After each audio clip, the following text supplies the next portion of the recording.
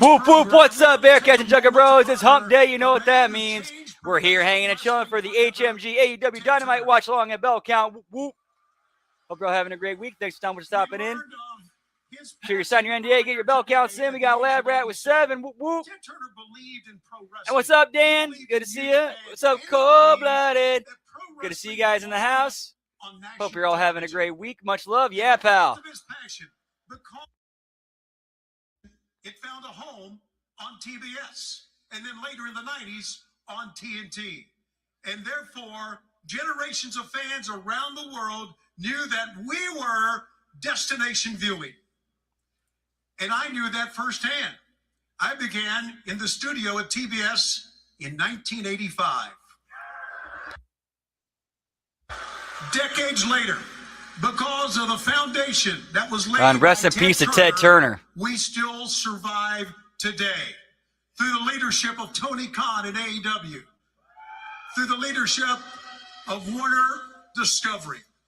Wrestling still survives. Ted Turner spanned many generations, spanned many, many careers.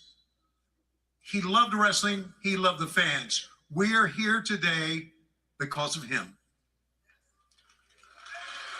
And there is one man who knows this better than anyone else. In 1987, he arrived at the studios at TBS, and since that time, he has become one of the faces of what wrestling means to TBS. Ladies and gentlemen, please welcome Sting.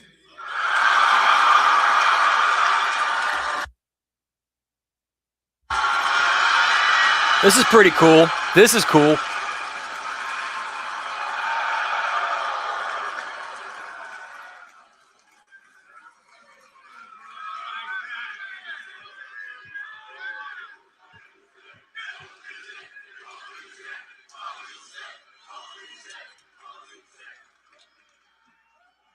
Yeah, this is how you pay tribute to somebody who contributed to wrestling. They're doing a very nice job paying tribute to Ted. They're doing a great job here. Here we are again, Sting. Sting, we both knew Ted Turner very, very well. He was Hit Sting! You and I, 4 decades. And I know you have a lot of memories of him because you met with him a number of times. And you have some of those you want to share with us. Can you imagine having an all-in billionaire who absolutely loved pro wrestling? I'm talking about right now the billionaire Ted. Big Ted. Big Ted. Yes. I can't believe what he did for us. He was completely committed to us. So much so that when some of the top brass up there at CNN Tower, oh yeah, I remember those sketches were. They'd say, "Ted, we don't know about this whole pro wrestling thing. I think it's time to cut them off because we're always in the red." Ted would tell us that story, and then he'd say, I'd look at all of them and say, "You wrestlers just keep on doing what you're doing because I got some deep pockets." And that's a shoot. That's actually what he said. Thank you, Ted. By the way, there wouldn't be a TNT title. There wouldn't be a state. Hey, what's up, Nelson? Whoop, whoop. You wouldn't be here tonight. So thank you once again. Good to see you, man. Yeah, we going well. Big Ted. Of course, shout out to Sting, Max. Have you seen the Max numbers, pal? Darby Allin, Yeah, the Nacho Man, the Huckster, Scheme Gene. Champion Kevin Knight. Going 9 belts. To have in memory of Ted Turner here tonight. Alan and I, we took a boat. Yeah, that was fucked. To this place for 3.5 years. That was bullshit. Every single time. It's great to be back in South Carolina. And it's great to know that Darby Allin is going to wrestle for the world title tonight. the greatest tag partner that I ever had. And I'm also very thankful and grateful for a second all-in billionaire who wants to keep the ball rolling with AEW, and I'm talking about Tony Khan. Thank you, Tony. Hey, what's up, G-Ball? Whoop, whoop. Yeah, it's Sting, pal. And the Turner Broadcasting Systems belt. Yeah, he was the perfect veteran to have. Him and Tony Schiavone are the perfect guys out here to have for this. Studios at Techwood Drive, where it all started, the Turner Techwood Mansions. And that's the way Tony Khan wanted it on the belts in honor of our past. Now, ladies and gentlemen, our thoughts go out to Ted Turner's family, his friends, and everyone whose lives he touched.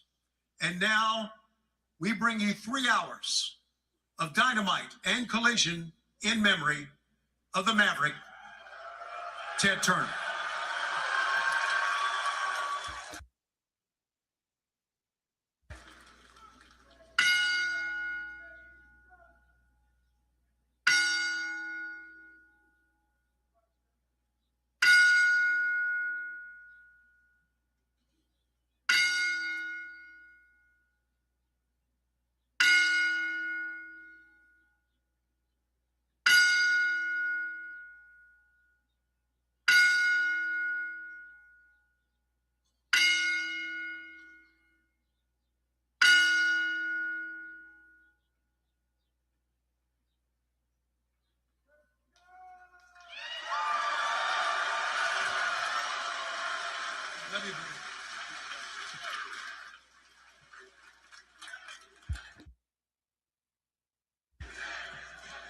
Yeah, that was nice. That was beautiful. That's how you pay tribute. That's how you pay tribute.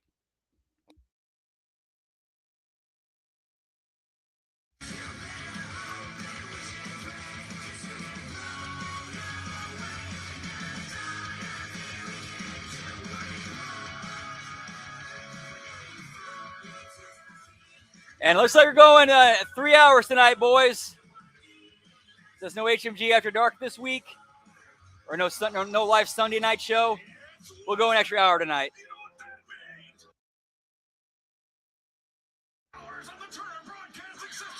Oh yeah, Dustin, yeah.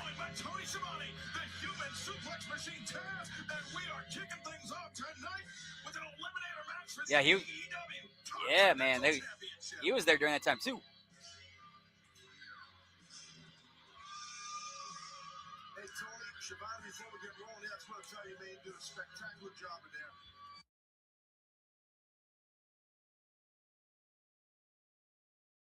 This great sport.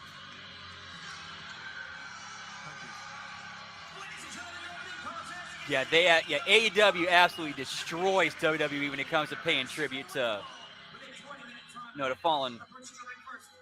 fallen, you know.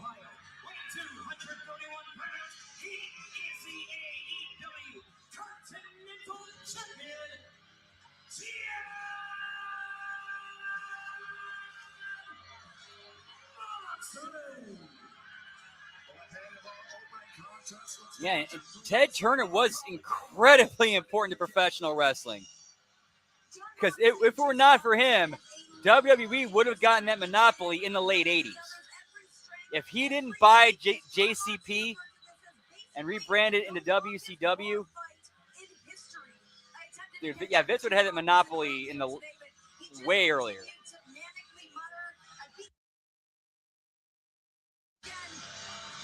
Nice, G-Ball. Whoop, whoop. Thank you for that, Renee.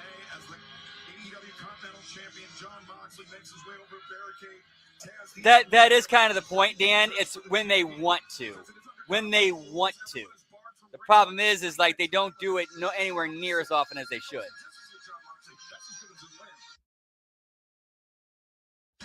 Hey, what's up, Hammer? Whoop, whoop. Yeah, I ain't gonna lie. I teared up for that one. I did kind of tear up for that one. But good to see you, Hammer. Whoop, whoop.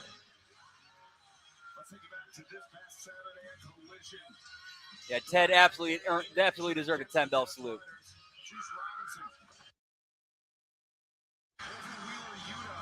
Yep. If Ted Turner did not buy JCW and turn it into WCW, there would have been no Nitro. There would have been no NWO. There would have been no Monday Night Wars. There would have been no Attitude Era. Wouldn't have happened. Or very unlikely it would have happened.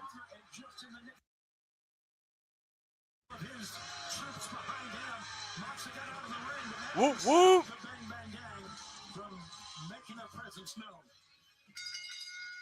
And we are off to the races here in Charleston. Give me those ass boys, pal. Head-to-head center of the ring. And as I mentioned, this is our first of 3 big hours live tonight. And what an explosive way to start things off. No pun intended. Yeah, there's no back down in Juice. There's no back down in Moxley. These guys are just throwing it. I think to be successful against Moxley, Ted, you got. Yeah, that's a good question. I don't know. Yeah, who are we supposed to cheer for here? So that's plenty of confidence coming into this match. Yeah, I completely agree with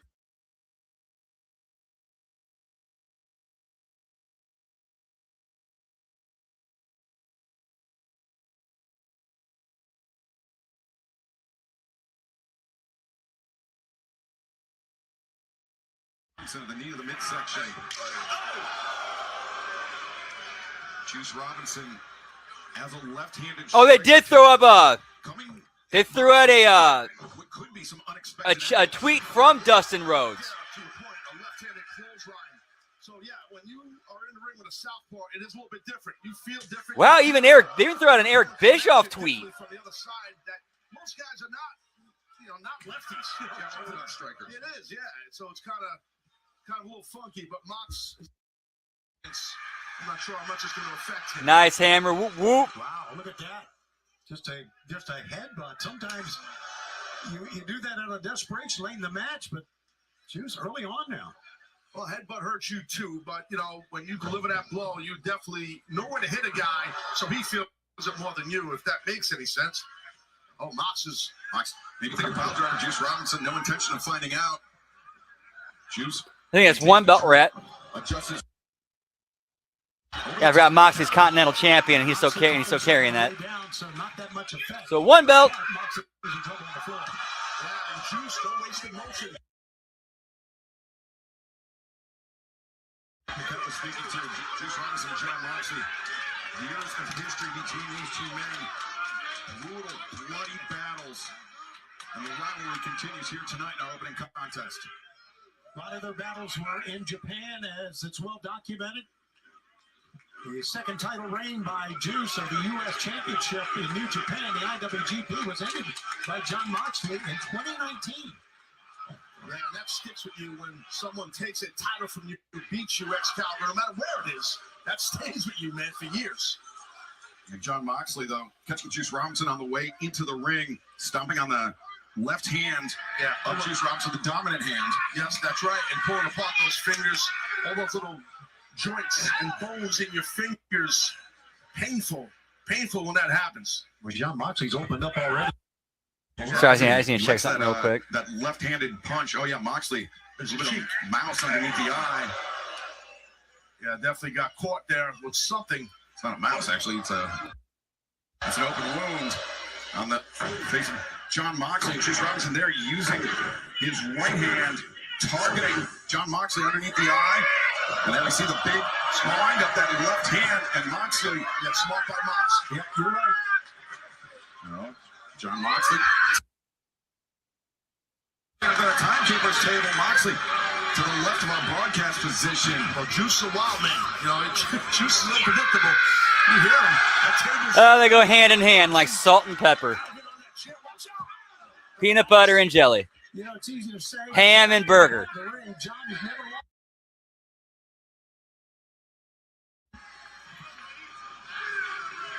And as the Continental Champion, we mentioned, Taz, that Juice Robinson in this eliminator match, going the time limit, going the distance with John Moxley is as good as a win. It will earn Juice Robinson a shot at the EW Continental. Explain that, Scalper, you're right. Oh yeah, of course. Blows on top of the skull here. It's AEW. They don't know how to work it to make it look like it's a real fight. Just get your shit in. Right in the head of John Moxley. And kill time. Hey, what's up, Michael Vasquez? Whoop, whoop. instead of covering now, just raining down more punches on the head of Jon Moxley. Fans, our opening contest live on Dynamite continues. Don't go anywhere. Boy, Moxley is really reeling here, Taz. I mean, he's eating a lot of punches, Tony, like a lot, you know, to the top of the head, side of the head, that rocks your brain, you know, so that's what's going on, I think. There's not many athletes that can play the same game as well as Jon Moxley, but Juice Robinson, as history would indicate, Moxley and sending him crashing into the steel steps. And those steel steps are not fun.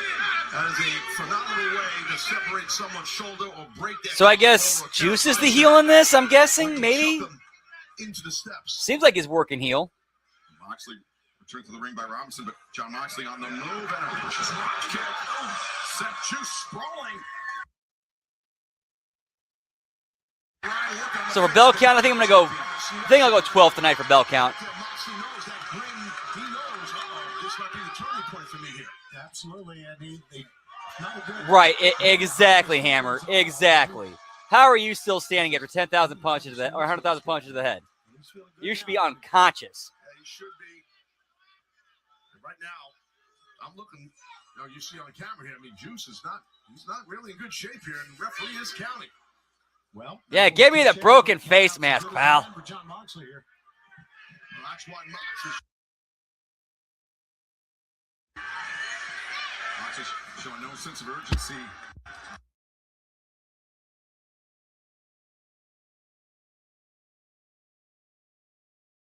He snapped that middle finger off. Moxley stepping over while maintaining control. He's going to bite the finger. Of course he is. He's going hot. We're biting fingers, Deucey. Hot dog, dude. Oh, that was great. Juice Robinson, once again, having that left hand targeted by the unorthodox offense of Jon Moxley. I mean, what's fair is fair. I mean, Juice did bite Mox first, right? You bite me, I'll bite you back. And he should have known that Moxley would do that. Yes. You get bit, you bite them back. Of course you do. Moxley continuing to apply pressure. Good explosion of the hips. Welcome back to AEW Dynamite, AEW Continental Championship. Oh, see the finger bite? Champion Jon Moxley trying to fend off the challenge by Juice Robinson. Juice Robinson pins the champion Jon Moxley. Robinson will earn a shot at the AEW Continental Championship. Not just pins or submits, but if Juice Robinson is able to go the 20-minute time limit. Right now, Juice a lot of trouble. His head is trapped under the body. Pulled apart by Moxley on Juice. Full onslaught here by the Continental Champ. Tony, we'd be remiss if we did not mention the puzzling situation. Nice. Whoop, whoop. Between Jon Moxley, the Death Riders, and Will Ospreay. Ospreay seemingly training with the Death Riders. And not training in the ring, as we found out, as the Death Riders train. It'll be interesting to see exactly how this all plays out, but it is absolutely mind-boggling when you think about how Will Ospreay made it his mission to take Jon Moxley out not that long ago. Yeah, it's definitely strange. I don't disagree. Perhaps Ospreay feels like he's lost a step since neck surgery, and that the Death Riders can help him get back up to speed. We don't know. I understand we'll have some more information later on as the night progresses. Right now, Juice Robinson. Goose is looking good, man. Chop, punch, chop, punch. Huh, interesting. Importantly for Robinson, using the right hand. I haven't seen any of that. Good I'm not to try to give some of that a try. Short line there. Juice likes the cannonball in the position. Robinson up. Moxley came in. Blocks the line. The cutter. Does the Continental Champion.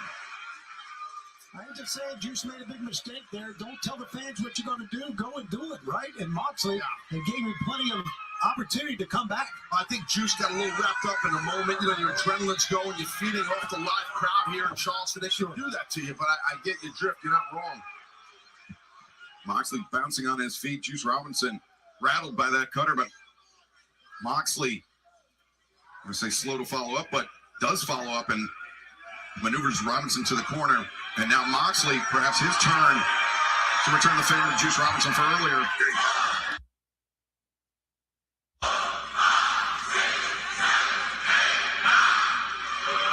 Yeah, that is a good point, Lab Rat. That's a pretty good point.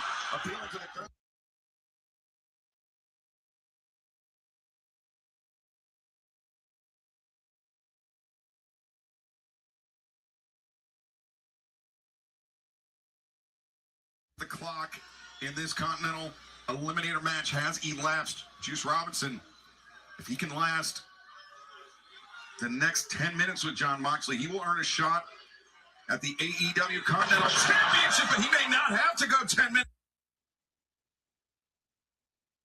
Now, Oh, they're working the time limit gimmick? Shit. No, Moxley able to escape. That's a big time kick out by Mox there.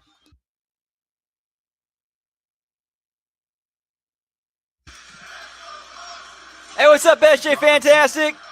Still dealing with the injury to that left hand, Tony. Oh, he's bleeding tonight. He is bleeding tonight. And, you know, you hear some of the fans chant for Moxley here. It's no surprise. Or he was bleeding earlier. A lot of fans take to him, even though his methods sometimes are questionable.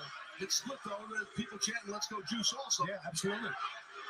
Juice attempting to reverse. Now sits down. He's got the legs hooked. And Moxley. Narrow escape. Smart veteran move there. Full Nelson. Robinson plants Moxley. And now Juice. What do you think of, as he calls it, that Points cold-blooded. Whoop, whoop. Hey, give me that extra hug, Claus, pal. has the damage to the left hand. Set him up with those jabs. Has that damage. Oh no, Moxley. Right on the forehead. Moxley into the left. The left hand caught Moxley coming in. What a haymaker. Now look at Moxley trying to get back up after that haymaker. Trying to get to his feet. He's there, too. Robinson perched on the top rope, not for a Diving cross body. 1, 2. No, Moxley again makes the escape. Yeah, by the skin of his teeth, Moxley almost just got beat there in this eliminator match. One thing I love about Continental matches and Eliminator matches, no outside interference, so no one can interfere, no one from the Death Riders, no one from the Bang Bang Gang, just man on man. Well, go back to how it started. These guys forehead to forehead, eyes to eyes. And Robinson, a headbutt. Moxley returns fire with one of his own. See Juice going steady on his feet. At least they're not doing shoot headbutts to each other. Battering rams. Yeah, this could really screw your head up a bit, I'll tell you. It really can. Robinson changes course, elbow strike. Robinson answers. Wind up. Neither man wants to give the ground in the center of the ring. Oh, great body shot. And a knee strike right to the face. I think that caught Juice right in the sidestep. Moxley into the post now. Robinson. I think they do because it was a release and not an expiration. I'm sorry, go ahead, Shivani, go. Well, I was saying Juice lured him in that time by holding the nose. Looking for the Juice's lose, but instead Moxley blocked the leg and then switched underneath Taz. Yeah, I mean, you might want to That'd be cool if they did. try to swivel your hips into a bulldog choke that he's I just don't see it happening though. Just go for a rear choke and it's on. I think they might make they'll probably make their AEW debut if they do at All In.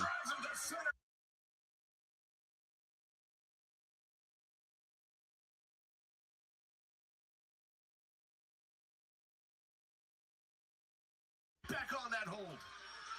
As soon as Robinson escaped the pinning predicament, Jon Moxley seizes on him. Now the Bulldog is in. Yeah, I said it earlier, but he was standing. He's got his hips to the sky, but right now, Juice is doing the right thing, kind of sitting out to stand up.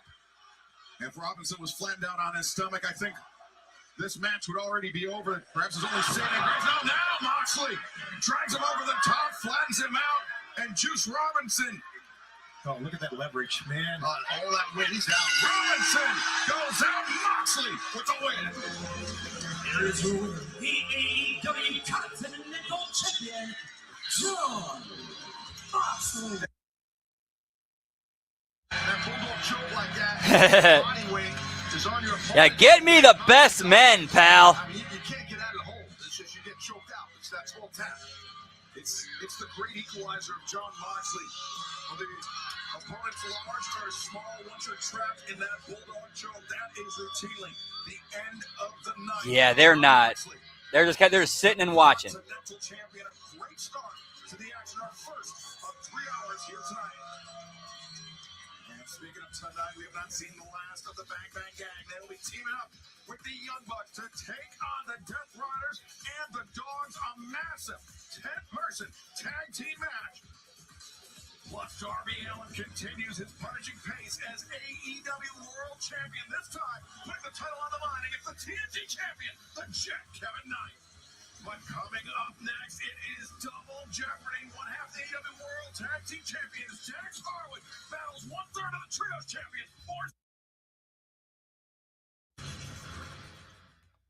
100% with you on that one, Hammer. Absolutely. They could have gotten that. They could have easily gotten that done in 5 minutes. And got both guys over. All right, commercial break time, which means I'm going to step outside for a smoky toki. And then I'm going to throw a petite sirloin pork steak, or not pork steak, petite sirloin steak in the air fryer. Be back in a minute. Whoop, whoop.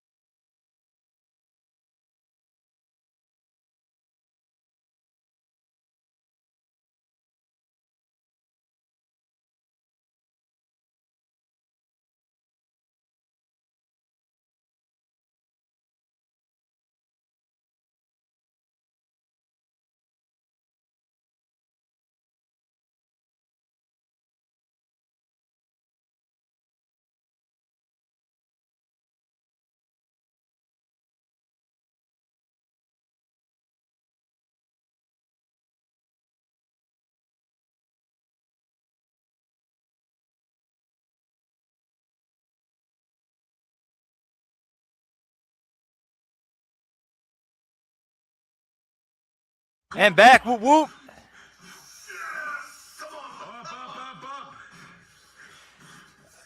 No, what that means is whoever wins, their guys get a shot at the other guys' belts. So basically, if Dax wins, then him, Cash, and Ciampa get a shot at the trios belts. If Orange Cassidy wins, then either him, Roddy, or it's like a combination of him, Roddy, or Kyle O'Reilly get a shot at the tag belts.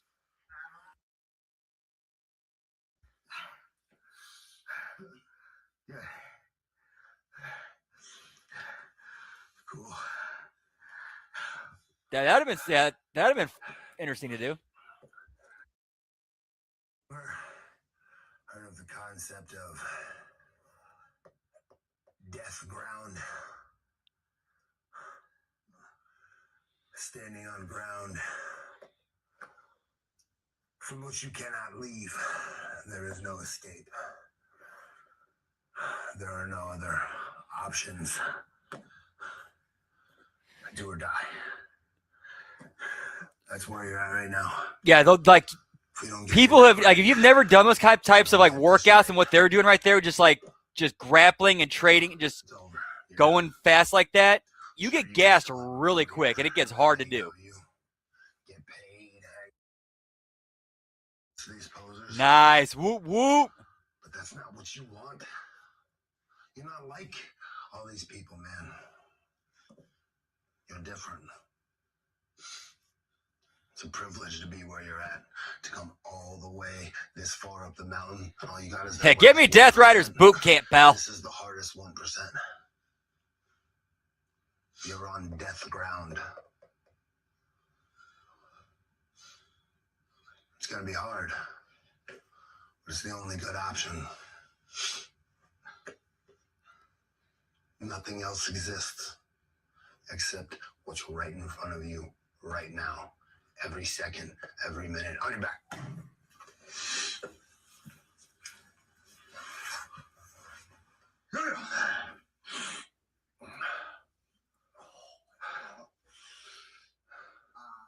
There we go. All right, that's enough.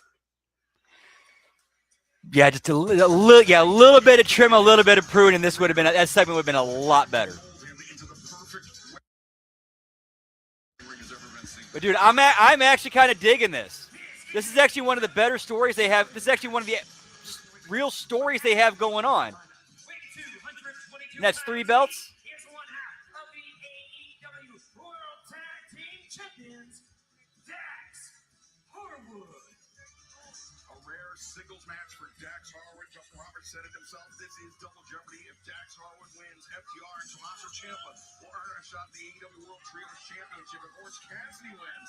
Yeah, that's really a little bit. Their character's a little bit screwed up in the head, but that's what makes them their characters, though, I think. Yeah, give me Orange Stokely, pal. As you can see, that big I Quit match for the AEW World Championship is coming up at Double or Nothing. One thing about what we just saw, I hate to say this, but John Moxley made a lot of sense. Stokely's easily one of the best performers on the show. I would say top 5, one of the most entertaining and best performers on the show. Dude's great at playing a character, and I would say he's probably a better worker than probably 80% of the roster in the ring. And his opponent from wherever, whenever he is. That's 4 belts. AEW World Trios Champions, Wrestling Squeeze, Orange Cassidy. FTR and Stokely bringing out the reinforcements. Perhaps looking to get the numbers advantage over Kyle O'Reilly and Robert Strong conglomeration, but I think we know that music.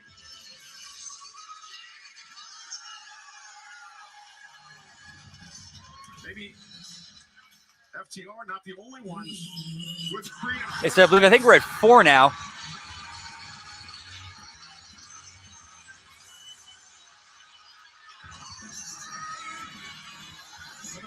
Even though we got the trios champions out there, only one of those trios champions has their belt out.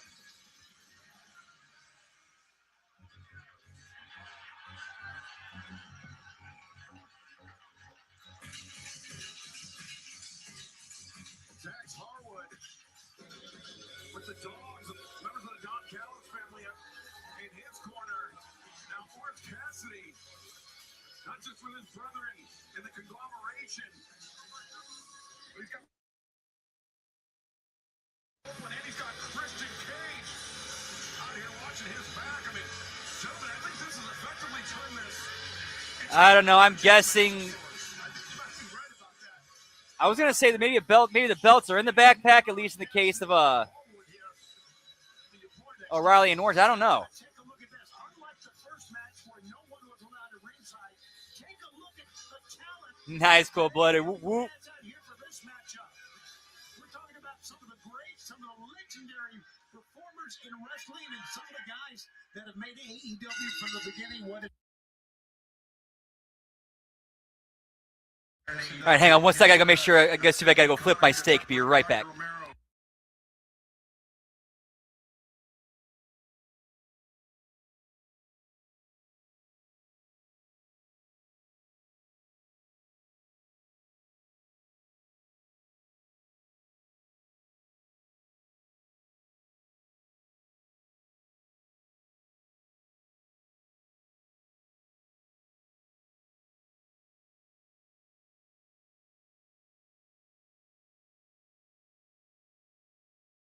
And we're back. Whoop, whoop. Battling out this double jeopardy match. Nice transition by Dax Harwood around. Reversing Orange Cassidy. Cassidy with the up kick. Orange Cassidy up kicks. Now Harwood takes a side headlock. Yeah, both these men stalked off quick. Nice side headlock takedown right there by Orange Cassidy. And rubbing that full head a little bit. Even if you're giving up some size to a guy, a side headlock when you have Whoop, quick whoop. hips like an Orange Cassidy with good technique and good footwork. I think Orange Cassidy knows that Dax has a very short fuse. You saw him rubbing the head like you mentioned, Taz. He's going to play into that, I think. I'm in, pal. He will play games mentally with people. That's what he's been doing for years. Look at like this Cassidy. He's different. He's unique. Hey, give me the CNC Wrestling Conglomeration of Paragon Bucks, pal. This laconic style that really false sense of security, but then Dax Harwood immediately rolling out to the floor. The Orange Cassidy is extremely explosive when he wants to be. Cassidy perhaps lined it up to deliver another Trent Beretta, former of Orange Cassidy. And, Cassidy. He spared a look for Trent Beretta.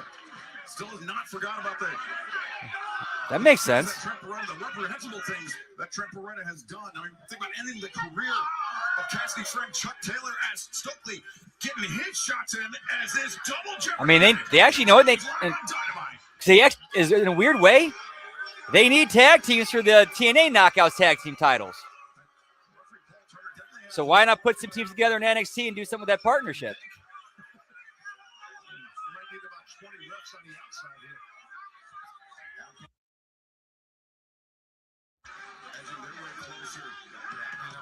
I think it kind of unofficial. Yeah, they should have booked it as one.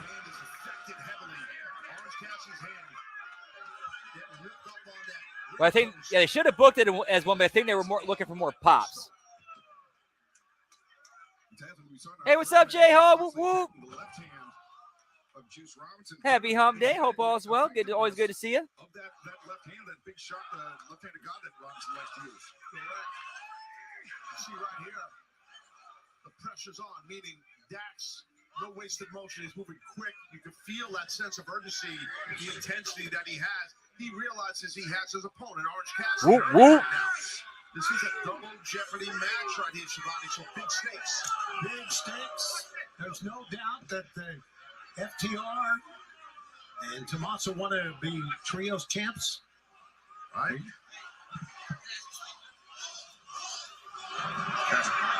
Wheeler dapping up Taz. I was busy working. Dax Harwood just, and look at this. Referee Paul Turner with his back turned. Yeah, no, that's bad. And Nick Jackson drawing Turner's attention to this as Stokely, Ciampa, and Cash Wheeler getting their shots on as soon as the referee's attention is diverted. That's how you do it. It's simple. Yeah, keep your opponent on the side that you want him, like Ray. I'm working. I can't- Man, when's the last time we saw Brian Keith? I know he's first. Yeah, I know. That's what we say in the business. We call it being.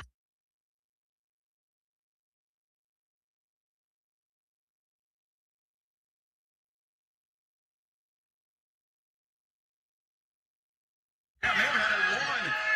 Had Paul Turner been looking, but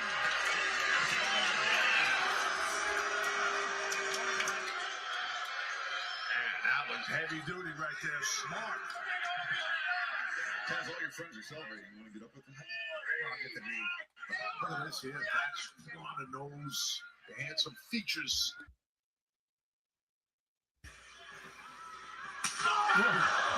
Cassie Yeah, I guess earlier, but I guess the bounty business isn't doing too well this Dax going to work. at the moment. Heavy-handed Dax with those chops. All right, hang on. Go grab my steak. Be right back. Whoop, whoop.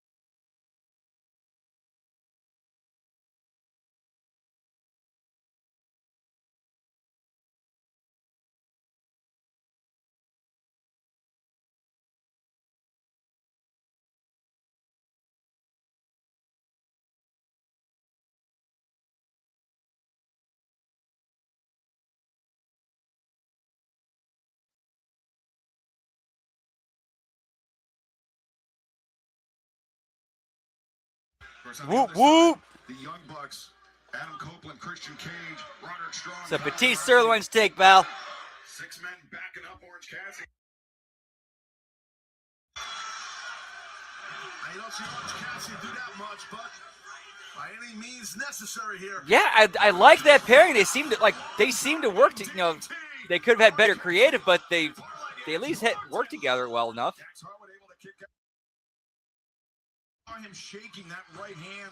Dax Harwood has repeatedly smashed that right hand into the ring post, trying to neutralize the orange punch. Yeah, his hand in the Orange Cassidy is probably a little bit numb. That's probably the issue. Yeah, that is a good point, Lad. Right? It does kind of seem like Announce this. Watch out here, guys. the men's tag division is kind of getting left by the wayside in favor of the women's. Especially ever since Tony introduced the women of his women's tag team titles. The announce desk, but then went face first. Referee Paul Turner giving the count to both athletes. Harwood happily returns Orange Cassidy back to the ring. Now Harwood mocking Orange Cassidy, Taz. Yes, well, he wanted to rent some space in his head. He's definitely heavy-duty mockery here by Harwood on Cassidy. He is the most despicable, one of the most despicable, arrogant guys I've ever. Cassidy's not down. No, I'm talking about Dax. Look at that face. Orange Cassidy slips under Dax twice in a row. Drop kick to Harwood off his feet. And Cassidy springs back up. Now Orange on the move. Whoop, whoop. Same here. It's going to be a fun night, pal. DDT. See Cassidy still having difficulties with that. Yes, it's been a bit of a rough week as far as programming goes. Luckily, JCW should pull it out. Hopefully. We know they will, though. Stokely had his share of issues with Orange Cassidy. Oh, for years they've had issues. You're right. I'm not sure. Unleashing a combination. Yeah, I have to find out when that exact date is. Cassidy floats over. Waist lock. Pulls through. Shoot. Nope. Harwood. David Finlay just took a cheap shot. Orange Cassidy. Oh, despite that cheap shot, able to survive. Referee Paul Turner trying to. Yeah, well, let's get no trap in front of us here, guys. Yeah, the conglomeration seen enough. Look at Kyle O'Reilly, he's living. Wait a second. Amid all this, Dax Harwood's grabbed the ring bell. Paul Turner, I'm not sure he spotted it. Because Turner, he only has two eyes, Paul Turner, the referee. Now he caught her, finally catching Dax Harwood red-handed. Orange Cassidy looking for beach break, perhaps. No. Big PK from Orange Cassidy.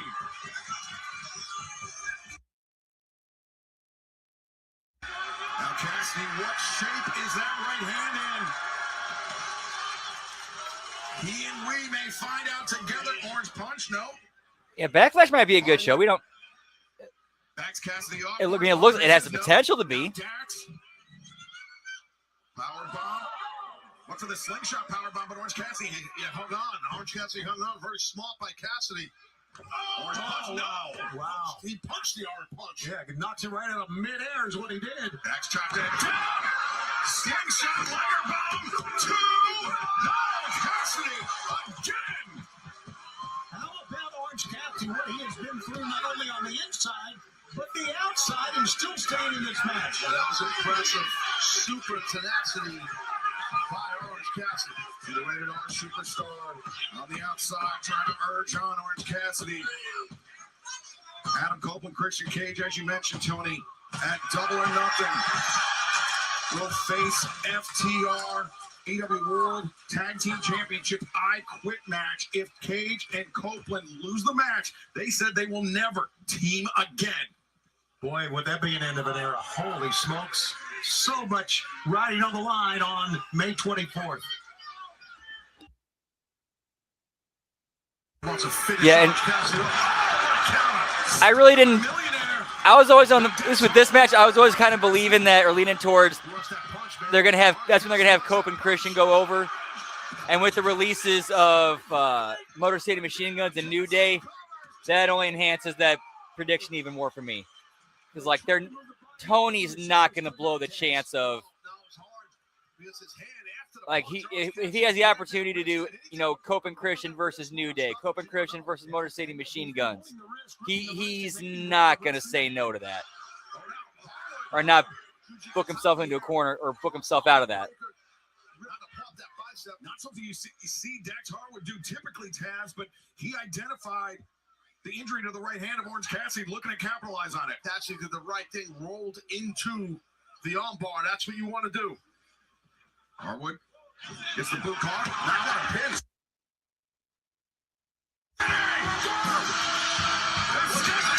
Just a melee breaking out. Oh my God. As soon as the bell rung. I thought we all knew this would happen. But how about that quick win that time? Unbelievable. He's won the double jeopardy match. That means that the conglomeration has earned a shot at the AEW World Tag Team Championship. Oh, look at Rocky Romero and look at Trent Beretta. As the Young Bucks all alone. Adam Copeland, Christian Cage.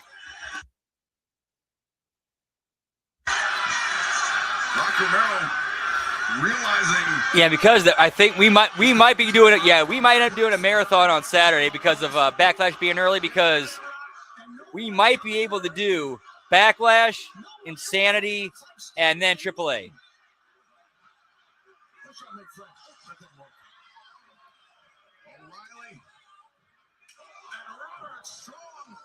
Whoop, whoop. Super kicks for Trent Beretta. But that's not all. A spear from the Rated R superstar. Oh, Christian Cage ripping that left wrist. Classic Christian Cage. That left arm that was targeted by FTR, trying to soften Christian up ahead of the I Quit match at Double or Nothing, but Orange Cassidy victorious here tonight in this Double Jeopardy match, earning a shot for the conglomeration of the AEW World Tag Team Championship, but still to come tonight, the massive 10-man tag team match. The Young Bucks and the Bang Bang Gang taking on the Dogs and the Death Riders. Championship on the line against the Red Hot Jet. Kevin Knight. And El Toro Blanco. Roosh will be in action later on tonight. He has been on a tremendous roll as of late. I am El Toro Blanco Roosh. Hey, it's all good, pal. Whoop, whoop. A man on the precipice of capturing a championship in Yeet, all yeet. elite wrestling. What to mess with the fool? Roosh comes from a pro wrestling dynasty.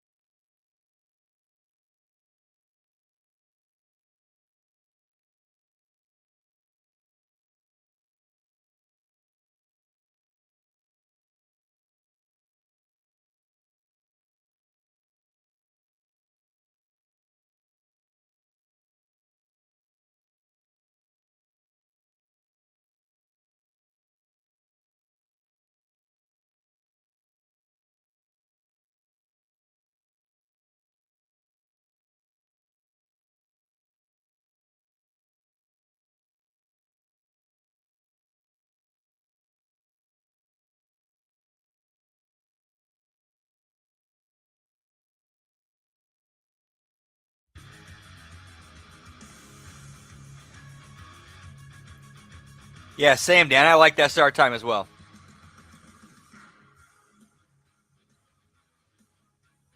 We got a hard commercial break.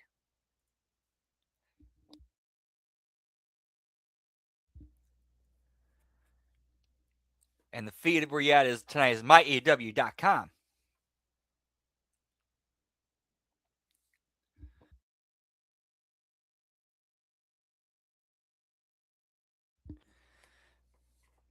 Yes, I got some chicken wings I picked up from Pizza Hut tonight because with the app they have a.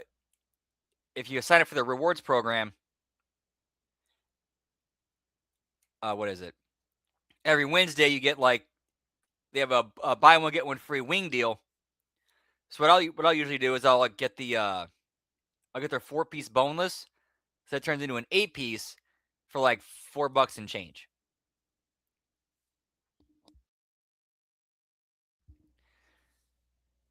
Yeah, so not gonna be a long night. Probably about 3 hours. If I had to guess, probably about a 3-hour show.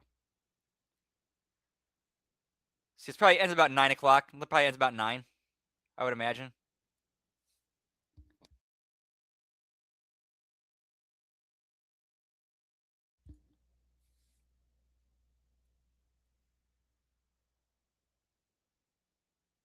Whoop, whoop.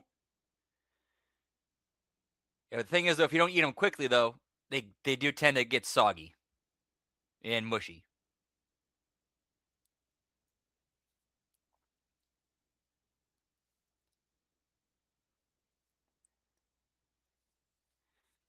That's why whenever I get like anytime I get anything like order anything fried or go through like a drive through anything fried, I will drive home with the container open.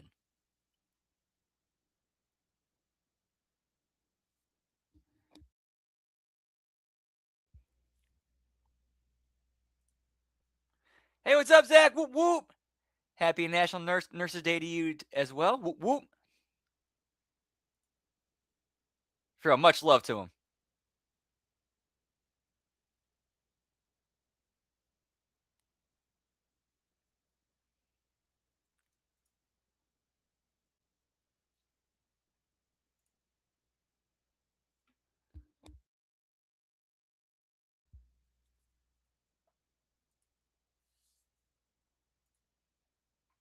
Hopefully, this commercial break should not last too much longer. In fact, I'm gonna take a quick pee break. Be right back.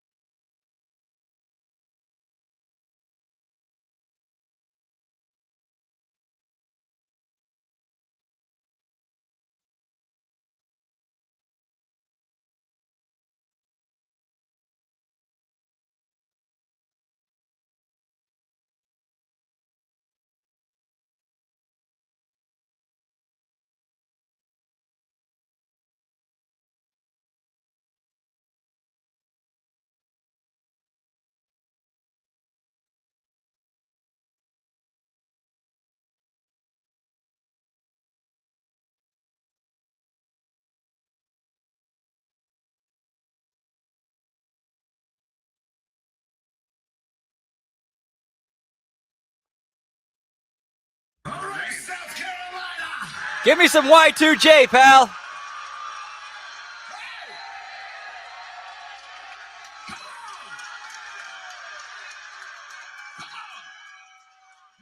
me sing it up. Come on.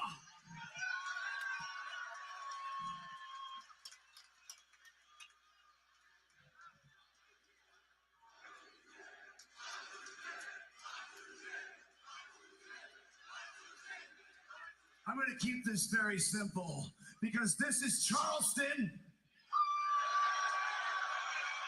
This is AEW Dynamite. And I am Jericho. And I'm done with the 3-on-1 beatdowns. And I'm done with the attacks from behind. I'm done with the bullshit. So Ricochet, I'm gonna I'm gonna demand that you come out here and talk to me face to face, one-on-one, man to man, right here, right now. Come on. As Ricochet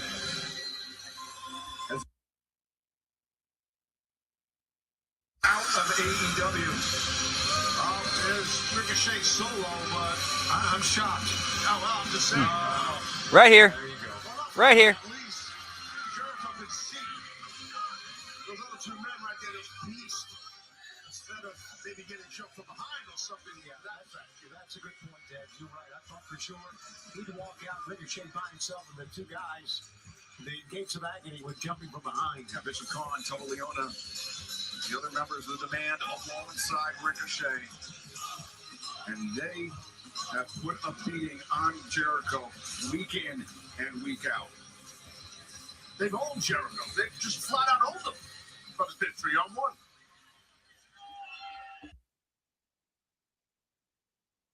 I tried to do you a favor by telling you to leave, and you didn't listen. Oh, yeah. OG Mid-Atlantic territory. Whoop, whoop. That you and every other simple-minded person out there think that it's actually funny that you went and you trademarked the guy who gets his ass kicked by the demand every week that he shows up.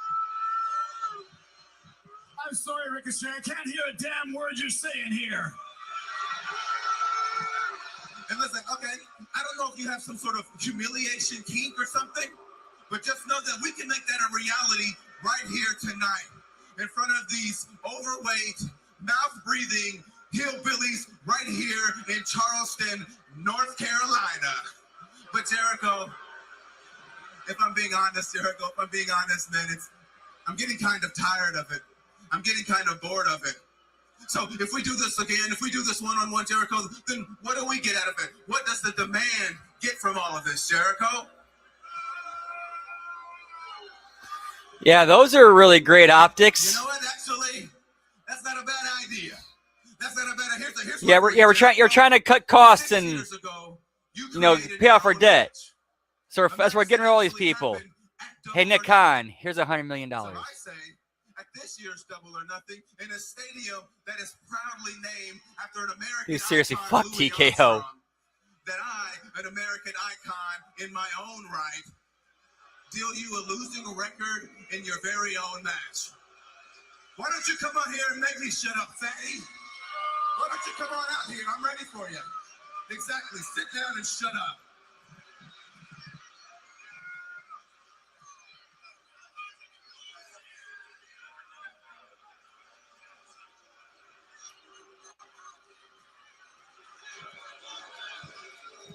But Jericho, back to you.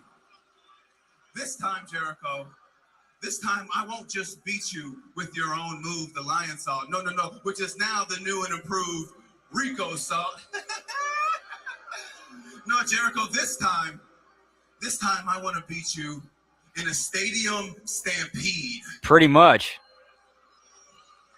You know, that's a great idea. I actually love that idea. The only problem is the last time we faced each other, Jericho, you had to pay people to watch your back, and how'd that work out for you? You still couldn't get the job done, could you? And so I'm not actually sure you're going to be able to find 4 other partners. And you want to know why, Jericho? Because here in AEW, In my company, nobody likes your ass.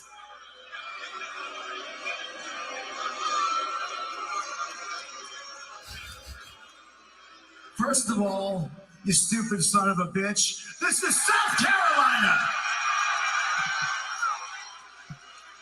It's the same thing. Second of all, just let me get this straight. You want a Stampede match at Double or Nothing?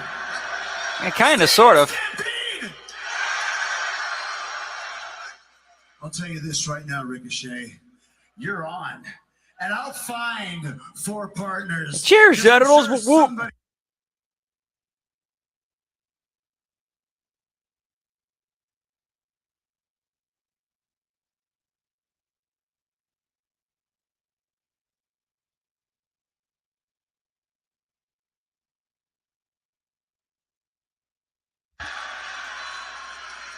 Bald.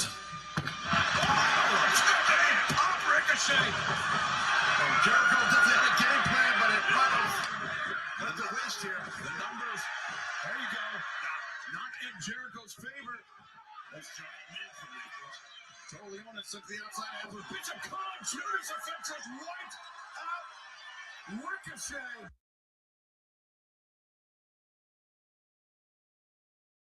Take them all on right now, 3 of them.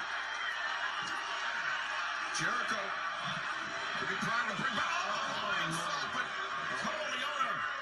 The tables have turned. Man, that's a good question. Not sure. Just a proverbial numbers game here. It just makes sense. Wait a minute. Jericho, he's had backup from the Rickson against Bobby Lashley and Shelton Benjamin before. Picking up where we left our way from Liz Nick Ray Ness a couple of weeks ago. Well, that's really good backup, I'll tell you that. You're not kidding. That is true. Yeah, Jericho is a legit badass in real life. Liking Jericho or hating Ricochet more, I'm not sure it matters at this point. No, it doesn't. I know they love Bobby Lashley and they love All right, Carolina. give me her syndicate, pal. A stadium stampede challenge thrown out for right now. Renee Paquette once again. Oh, I apologize. My bad. Ladies, there's a lot of conflicting emotions tonight ahead of your I match apologize. with It's Sheila 100% and my bad. Statlander. How are you guys feeling? Renee, I don't even know how to feel. Yeah, that was. I apologize. Just from the stuff I'd seen, I always been kind of been gets kind of trained to believe that the Carolinas was the Can you trust that? I hope was like we're so. mid was kind of like the heart of Mid Atlantic. That's my bad. I apologize. Friends, beyond how you feel, we have a match to win. Holly, you were one of the first ever tag team champions. So stop looking out. Oh yeah, that airport story. Damn, that's always one of my favorite stories ever. I'm not, but I don't care. Sheila, start. The ref is back, and tonight you're gonna feel it. We're in for a hell of a match. You gotta go put something on.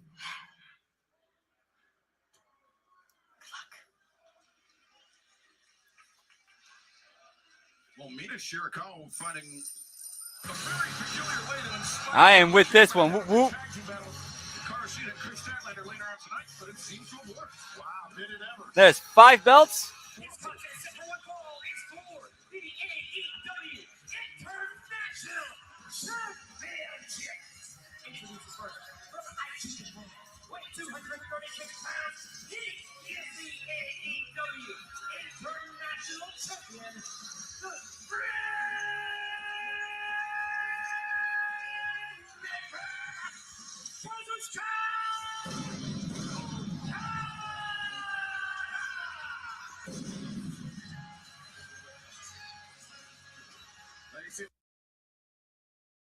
May 24th, Kazuchika Okada will put his AEW International Championship on the line against Konosuke Takeshita at Double or Nothing.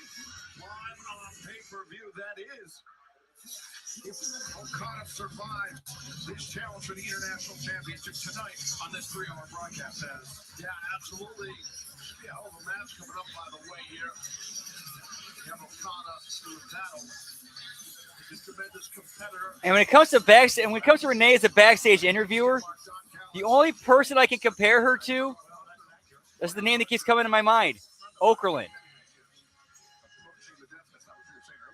Because she has her own personality and character, but she doesn't take away from the segment. She adds to it, and she helps the other and she gives the other, people in the scene someone to play off of.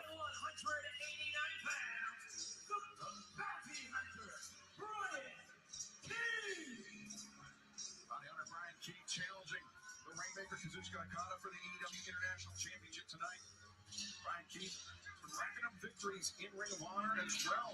He's picking up titles in the independent scene of professional wrestling. He's the Defy Wrestling Champion for Pacific Northwest, looking to add the AEW International Championship to his collection as Don.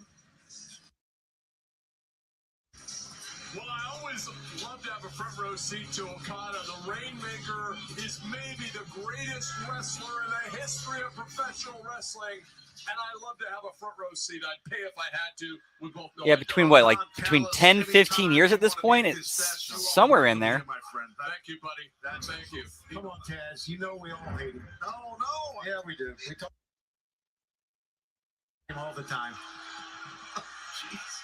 Hey, listen.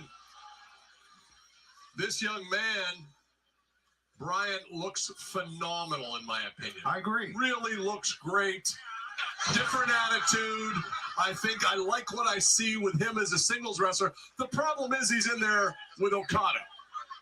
Side headlock taken by Brian Keith. Okada, though, taller of the two, was able to maneuver Keith upward, but Keith maintaining the side headlock. Well, he's got a great Gable grip right now. He changed his grip, as I was saying that, did Brian Keith. But he's got that. He's trying to get some separation. I don't think being in the ring with Okada is a problem. Yeah, not many dudes can make that look work. Listen, you could, as a competitor, you can learn Like, something by wrestling. Yeah, I don't know how many dudes besides Keith can make that work. You can gain a lot of confidence if you're successful. Here's the problem if you're wrestling Okada. There's no holes in his game, Taz. Would you agree? No, I completely agree. I've watched this man wrestle for a long time. Okada, it is. No, I agree. There's no holes. But I can tell you, Brian Keith is not looking to learn anything. He wants to beat. He wants to flat out beat Okada. I boot jaw of the Rainmaker. Even though he's not really, even though he's not as like, I should say, it's not as much meat on the bone as the guy I'm about to compare him to. Still a very similar look. Remember Reno from WCW? The special Wednesday night broadcast coming up. AEW Collision Fairway to Hell from West Palm Beach. It will be on TBS and HBO Max this Saturday night, 8 Eastern, 7 Central. As Brian Keith drops the knee. Lateral press. Cover. Yeah, doesn't he kind of look a little bit like If you're Brian Keith right now, doesn't he look a little bit like Reno? Pressure on this man. He's doing it, Don. He's definitely keeping the pressure on your guy Okada. He has been in a large amount of street fights in his life as Brian Keith, and Okada has not. Cool, thank you, Hammer. Much love, my brother. Whoop, whoop. But if it's a street fight, I like Brian Keith's chances. Brian Keith. Cheers. Whoop, whoop. Very much in.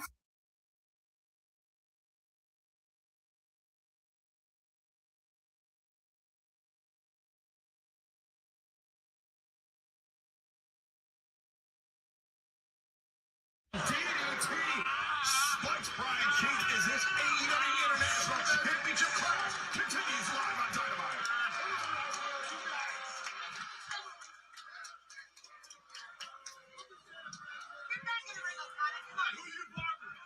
Brian Keith landed really hard on that DDT. It was well done, perfectly done by Okada. No wasted motion with Okada. Everything's calculated. 100, lad rat. That cannot be said enough. I think Taz just said that, Don. You're like the announcing hall monitor this week. Take a look at our big World Championship match coming up. Okay, Kevin Knight. Wow. What a career he's had in a short period of time. I don't know what's going on here. Oh, look. Aubrey, turn around, please.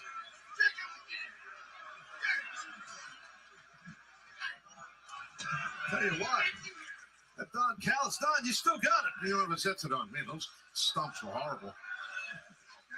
You don't have a set it on, right? No. It's got a lot of pull around there. You got to be careful what you say about it.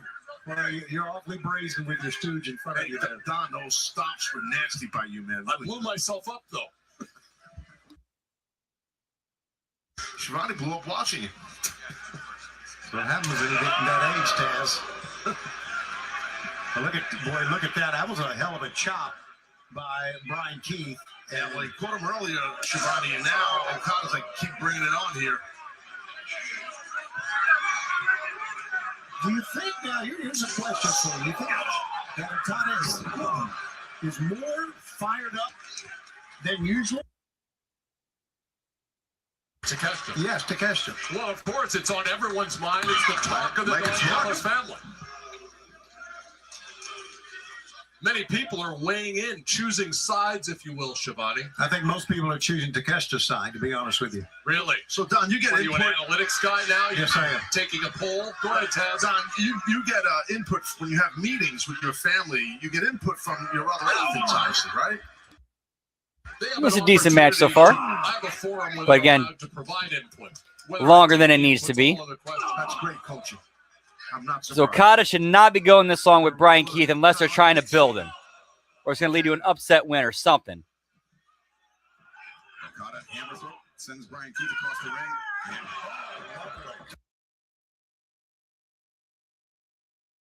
Look at the chest of Okada. Yeah, he ate some chops from the bounty hunter Brian Keith for sure. But right now, it seems as if Okada's definitely in control.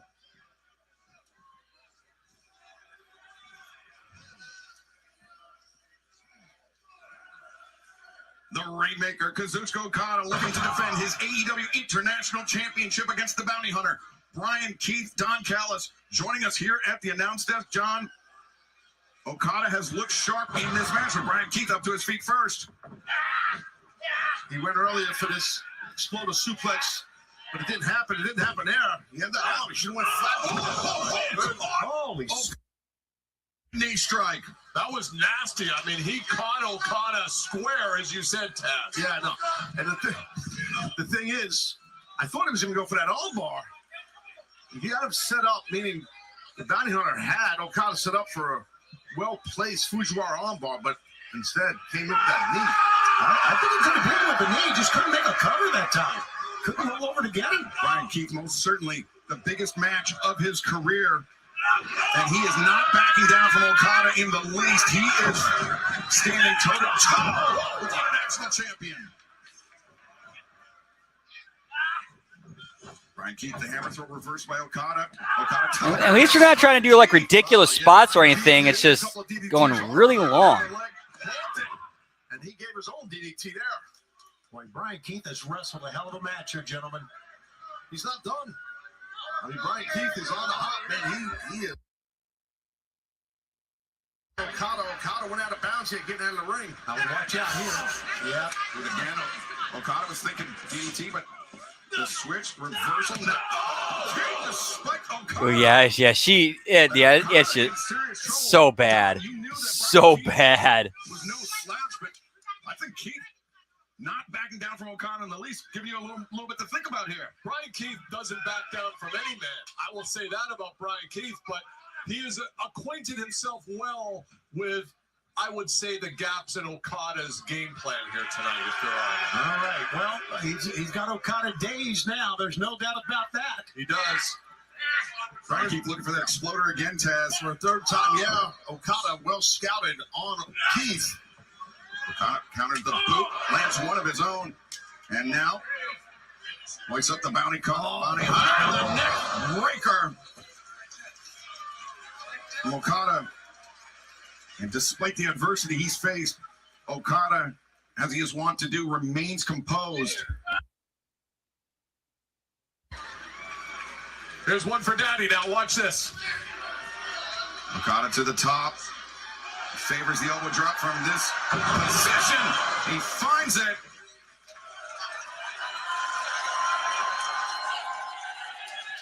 And Okada.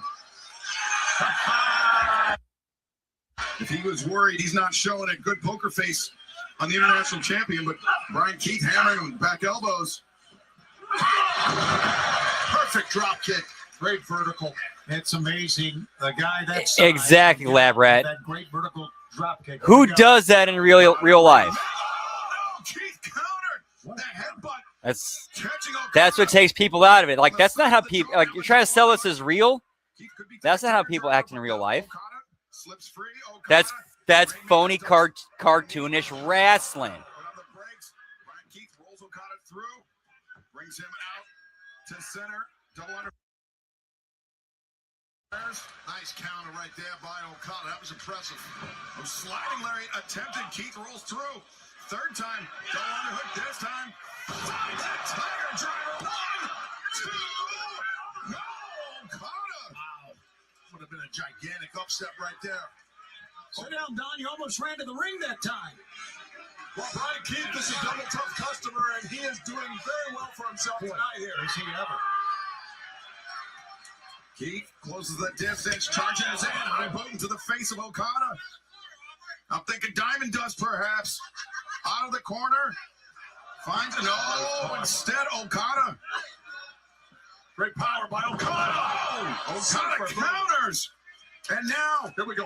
center of the ring, Rainmaker.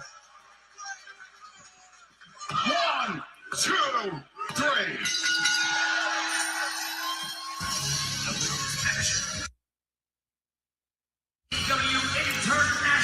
And cheers, Generals. Whoop, whoop.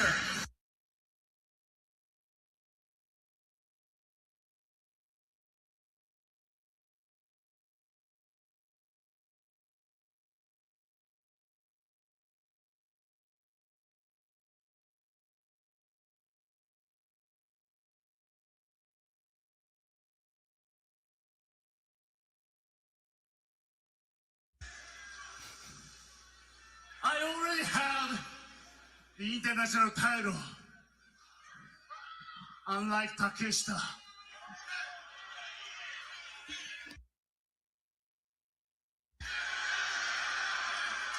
I'm coming for the AEW World Title!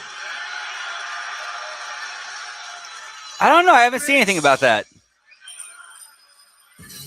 Well, Kazuchika Okada not satisfied with the international championship. He wants the AEW World Nice. Championship. Whoop, whoop. Rainmaker, not the only member of the Don Callis family with designs of the world title. Let's take a look at Andrade El Idolo. I know, right, Nelson?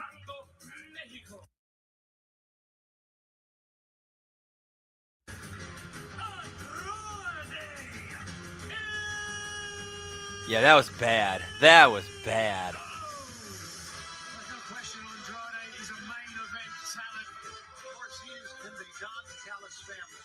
This man is the talk of pro wrestling right now. Give me Andrade, pal. Best Mexican wrestler alive.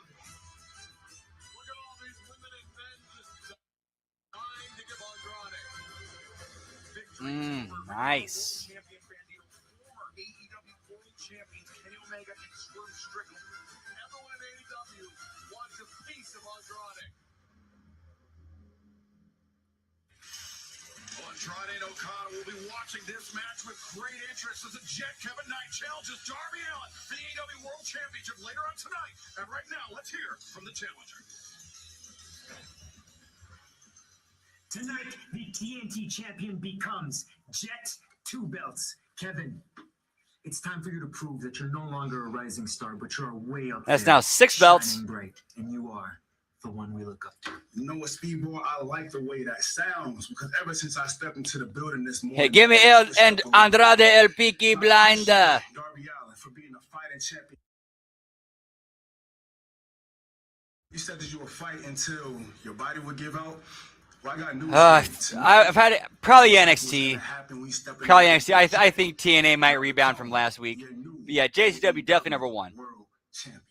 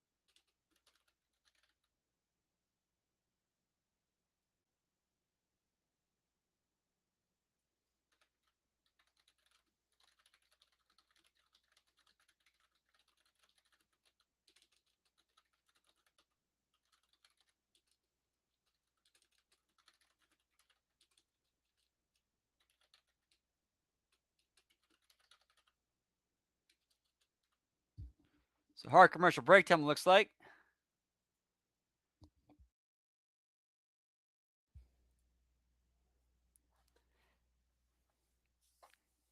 Indeed, pal. Whoop, whoop. Always good. It's always fun going back to Cleveland 1995. Oh, my pal.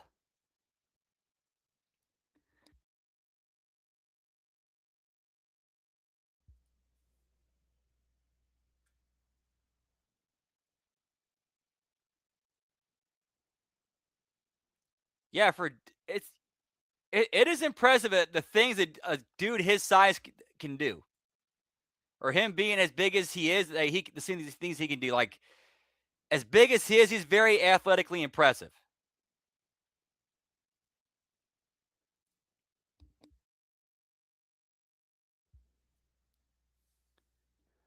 Whoop whoop.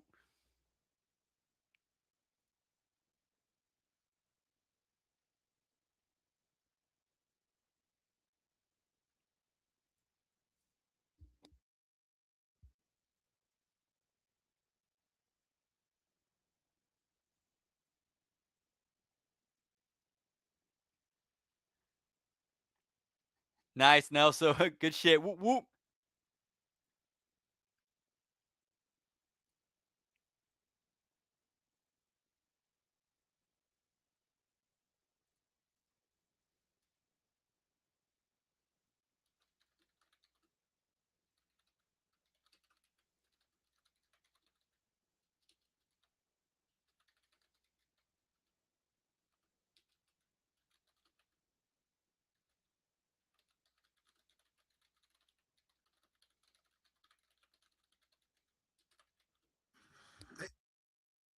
Hey, let him do his job, man. Hey, don't touch your human guys, man. They get weird.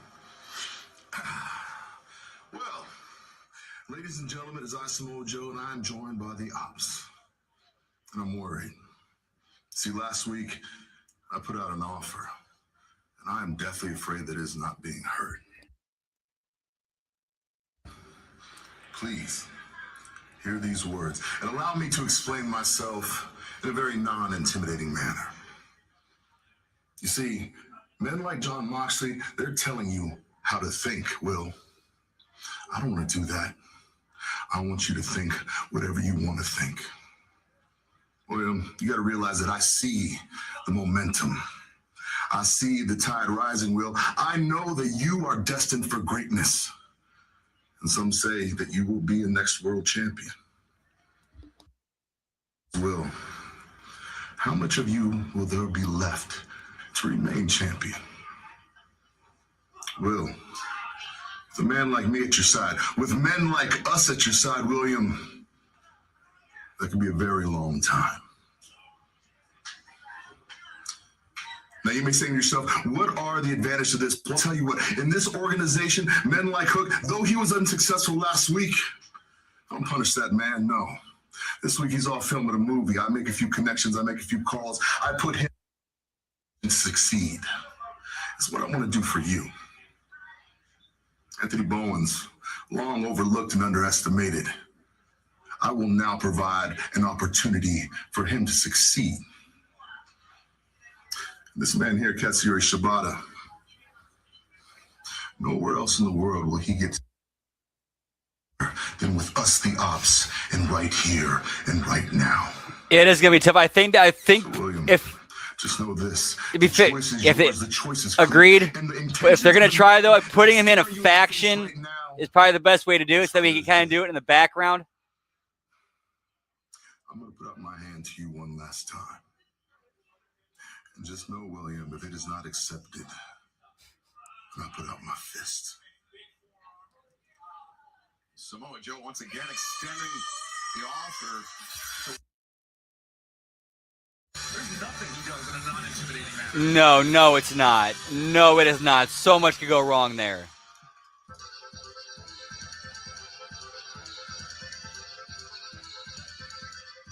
This is a tag team bout. Number one call. Introducing first, the team of Harley Cameron. I'm with it, pal. Whoop, whoop.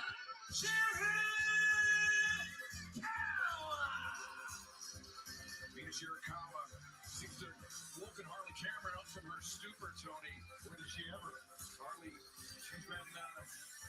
doldrums since losing the AEW Women's World Tag Team Championship alongside Roman Nightingale. You know, She seems a little. It's not you. It's not you. It's she's a little bit bigger. A little bit bigger.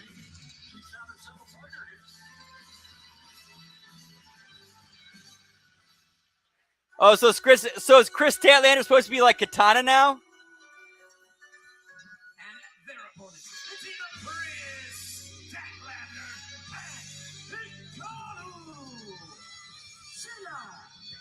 Heck, give me the sloppy seconds, pal. Situation last Wednesday night between Chris Statlander and Hikaru Shida after the loss to Divine Dominion. And then at Collision this past Saturday, Hikaru Shida said that she wouldn't make it up to Chris Statlander. By helping Statlander get the win tonight in this tag team battle, Taz. But you have two extremely strong-willed competitors in Hikaru Shida and Chris Statlander. World champions. I mean, that sometimes it makes for a great tag team. Sometimes you can't put those issues aside. Absolutely. They're both extremely competitive women, to your point. And cheers, genitals. Yeah, pal.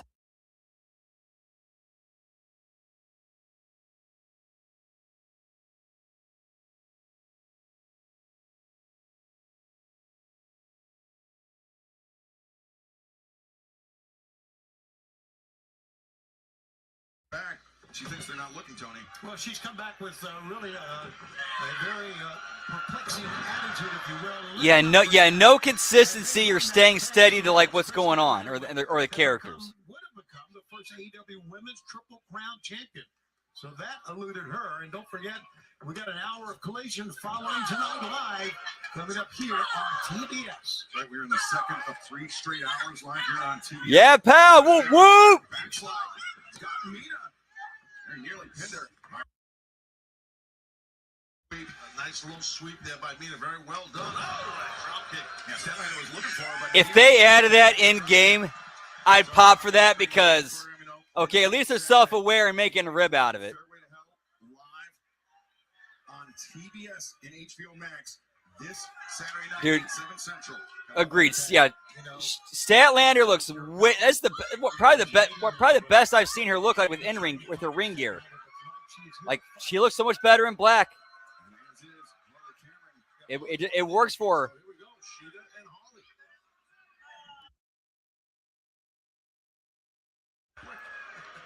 Yeah, listen, Sheena was no part of Harley. She's been talking smack, and she obviously has been talking smack in Japanese. Just ask Mina Shirakawa. Cameron, driven down by Chris Statlander.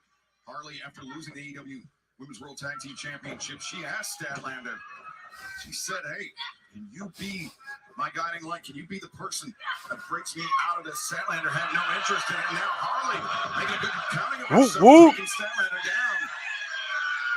How about that? Yeah, showing Chris Statlander perhaps what she's missed out on. Yeah, nice scientific move on her friend. No doubt about that.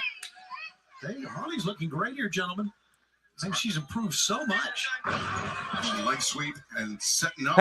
So they're talking about ring gear and how they need to match and be similar. Statlander able to kick out. If Harley Cameron's hair wasn't pink, who would you think her tag team partner was? Swinging this by Statlander. Mina comes in, lands on her feet, looking for a Russian leg sweep, and Statlander. I was looking at the 4 women in the ring. If Harley Cameron did not have pink hair, she had a normal blonde hair, who would you think her tag team partner was? Of course, we mentioned former AEW World Champion, former TBS Champion. Was on the verge of becoming Triple Crown Champion last week, but was not meant to be. As Lena Cross and Megan Bain, Divine Dominion, remain the AEW Women's World Tag Team Champions. But right now, Stat done all the work in this match, but Shida now finally setting up on Shirakawa. To get the knee strike right there, Russian knee strike. Come over the apron. To get the advantage over Excalibur, we know, man. Statlander drove the head of Mina to her own corner, which was very smart. Well, this tag team battle continues live on Dynamite. Don't go anywhere. True, but at the same time, though, Statlander and Harley, And Harley Cameron, and now Mina You got- face first. that top turnbuckle. At least they'd have enough sense to be like, okay, let's not go out there dressed similar. Like we have enough gear to choose from that we don't have to. At least we can like not look similar. You know, Sheeta, as we've mentioned so many times, a 3-time AEW Women's World Champ. Total of 436 days as champ. Fans have loved her so much. But this new aggression of hers is really perplexing. Oh, I totally get it too now. So I totally get it too. Giggity, giggity, giggity. All right. That she wants to make an impact. That's the only thing I can imagine. A lot of pronouns here. Yeah, sorry about that. You're doing this since 1960. And that's a good point, lad, right? Which speaks to a greater issue in the business. Like, if you're on weekly, weekly TV like AEW and WWE is, and TNA is, at that level, you should know. Like, those things should be second nature, and you get them. And you notice it and pick up on it, and you adjust it before you go out in front of the camera.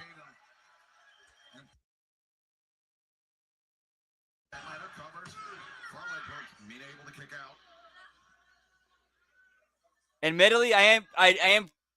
When I see stuff like that, admittedly, I kind of do grade it on a curve. Like, I never made it getting anywhere near this level. I was as low-level indie as you can get. But I still knew these things. Isolated as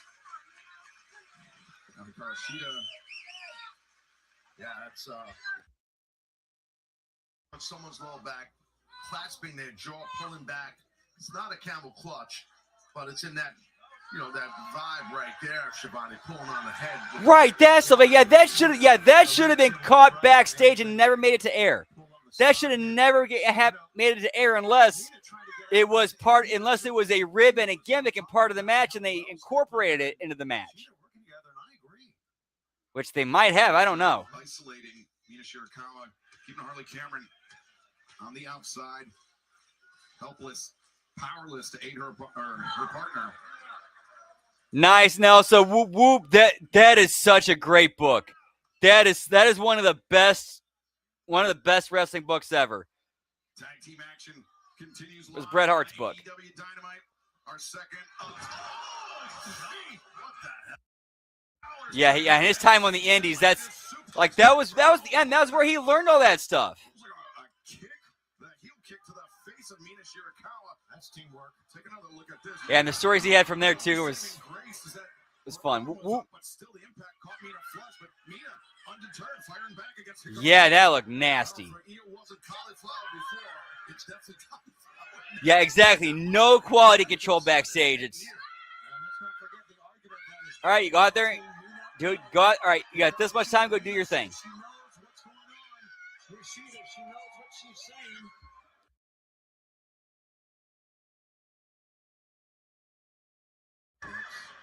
Looking the Falcon elbow, rolling elbow strike has Sheeta stunned.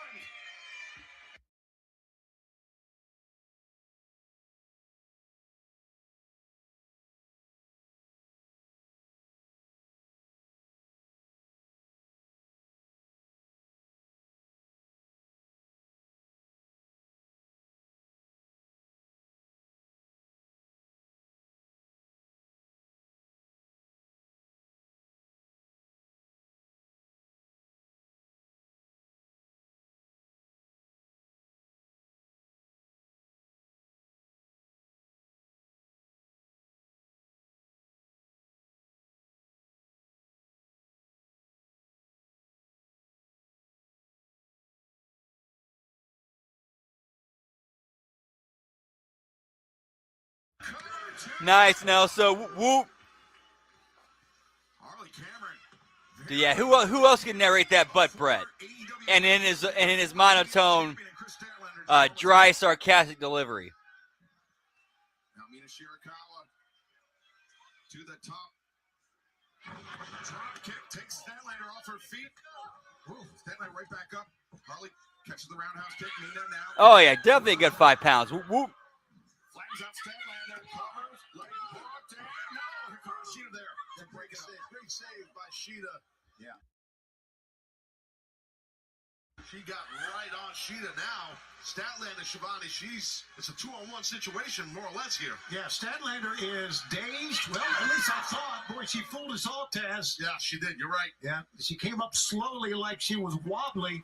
Another match going way too long. Wow, how about that? And Statlander maintains control ahead of Mina Shirakawa. Drives her down center of the ring. 1, 2. Oh, narrow escape for Mina. And very impressive kick out by Mina. I thought she was done right there. Now Stat and Sheeta. Double team maneuver coming up here. Nope. Nice reversal. Mina slips free and friendly fire between Sheeta and Statlander. The back fist connects. Sheeta goes down. Harley Cameron tagged in. There's an opening here. You're not kidding. There's an opening. That's the biggest opening of the match for Harley Cameron and Mina Shirakawa. Harley, repeated elbow strikes. First, Sheeta telegraphed that Harley was ready. Swinging neck breaker. And Harley Cameron, the jackknife. Yeah, jackknife's gonna be. Oh, no, Sheeta ready for it. Harley reverses 2. Whoa! That's a championship kick out right there by Sheeta, man. Was it ever? That was impressive. Carl Sheeta, though, a punch. I think it was straight to the kneecap of Harley Cameron. Went for the fireman's carry pickup, but instead Harley escapes, lands the roundhouse kick. And backstabber from Harley Cameron. And Harley not done yet. Though intervenes, saves her partner. Yeah, Statlander. Wait. She looks like she might be. That was an icy glare for Hikaru Shida, but Hikaru Shida, the Falcon Arrow, and Statlander clears off Mina Shirakawa. 2, 3. Chris Statlander and Hikaru Shida. Except for that tag team match for Sheeta and Statlander. Trish Statlander does not seem overjoyed. Picking up the win tonight alongside Hikaru Shida, but Taz, a win is a win. That's it. Yeah, you can see it. There's no big embrace. Last week, Swerve Strickland seemed to make his intentions clear about who his next target is.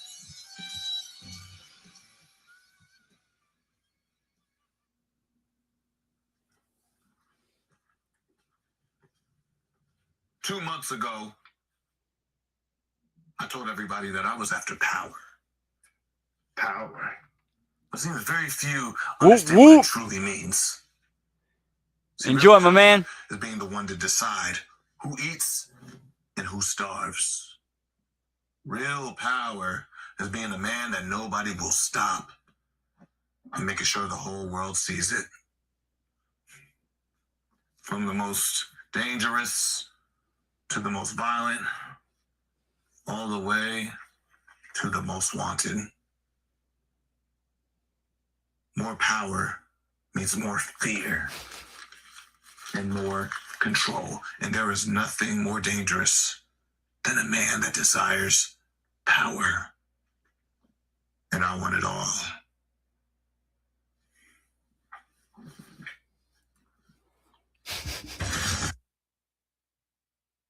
The AEW World Championship on the line with the Jet.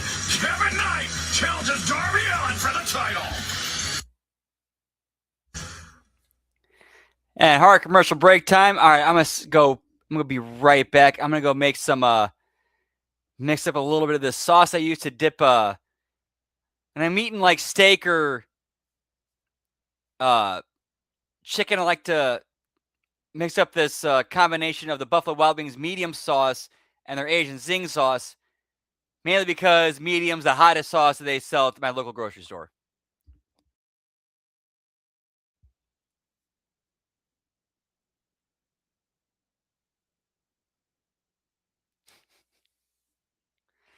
Yeah, it's going to be a shame not seeing Will Washington on CTM anymore.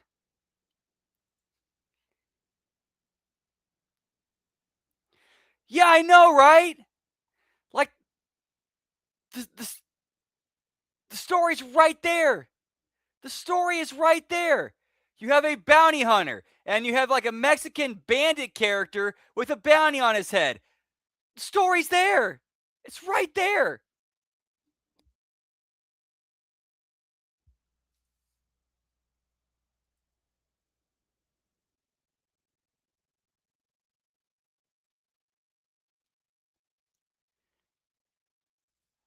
Well, thank you, Ham. We'll be right back. Yeet.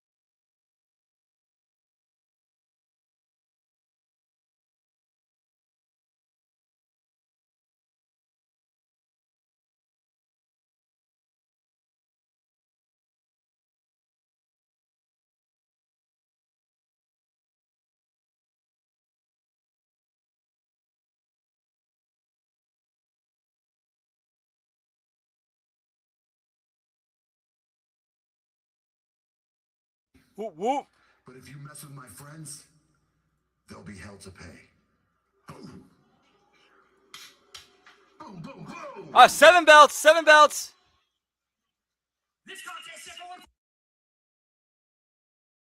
And hey, what's up, El Juggalo? Whoop, whoop.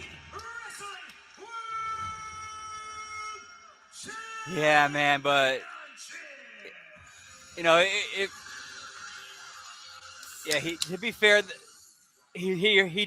Ted Turner definitely deserves to rest. He definitely deserves to rest. I don't mean that in a bad way. I mean that in the best way.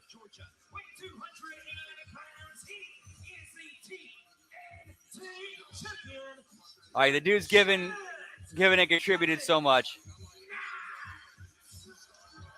And we already saw the TNT belt earlier. It's already included in the count. What's up, man? Always good to see you. Former AEW World Champion Swerve Strickland and MJF. Night, of course, the TNT. An incredible main event match against the cold-hearted, handsome double hook. Now you're looking at the Turner Network Television champion. We talked about earlier how much prestige it is, and he's coming on not only the win over Hump, but the biggest win of his career, no doubt, when he beat MJF on Wednesday to advance. Especially when it comes because of professional wrestling and media in general. This is personal. Kevin Knight put Darby Allin in the hospital. Right or wrong? I took him out of the Continental Classic. This is personal. Yep, the first time JCW.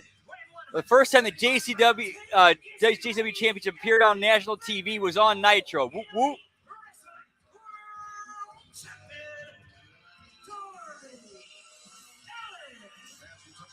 And plus, get me Deadpool in the Dark Carnival, pal. Brought to you by Progressive Insurance.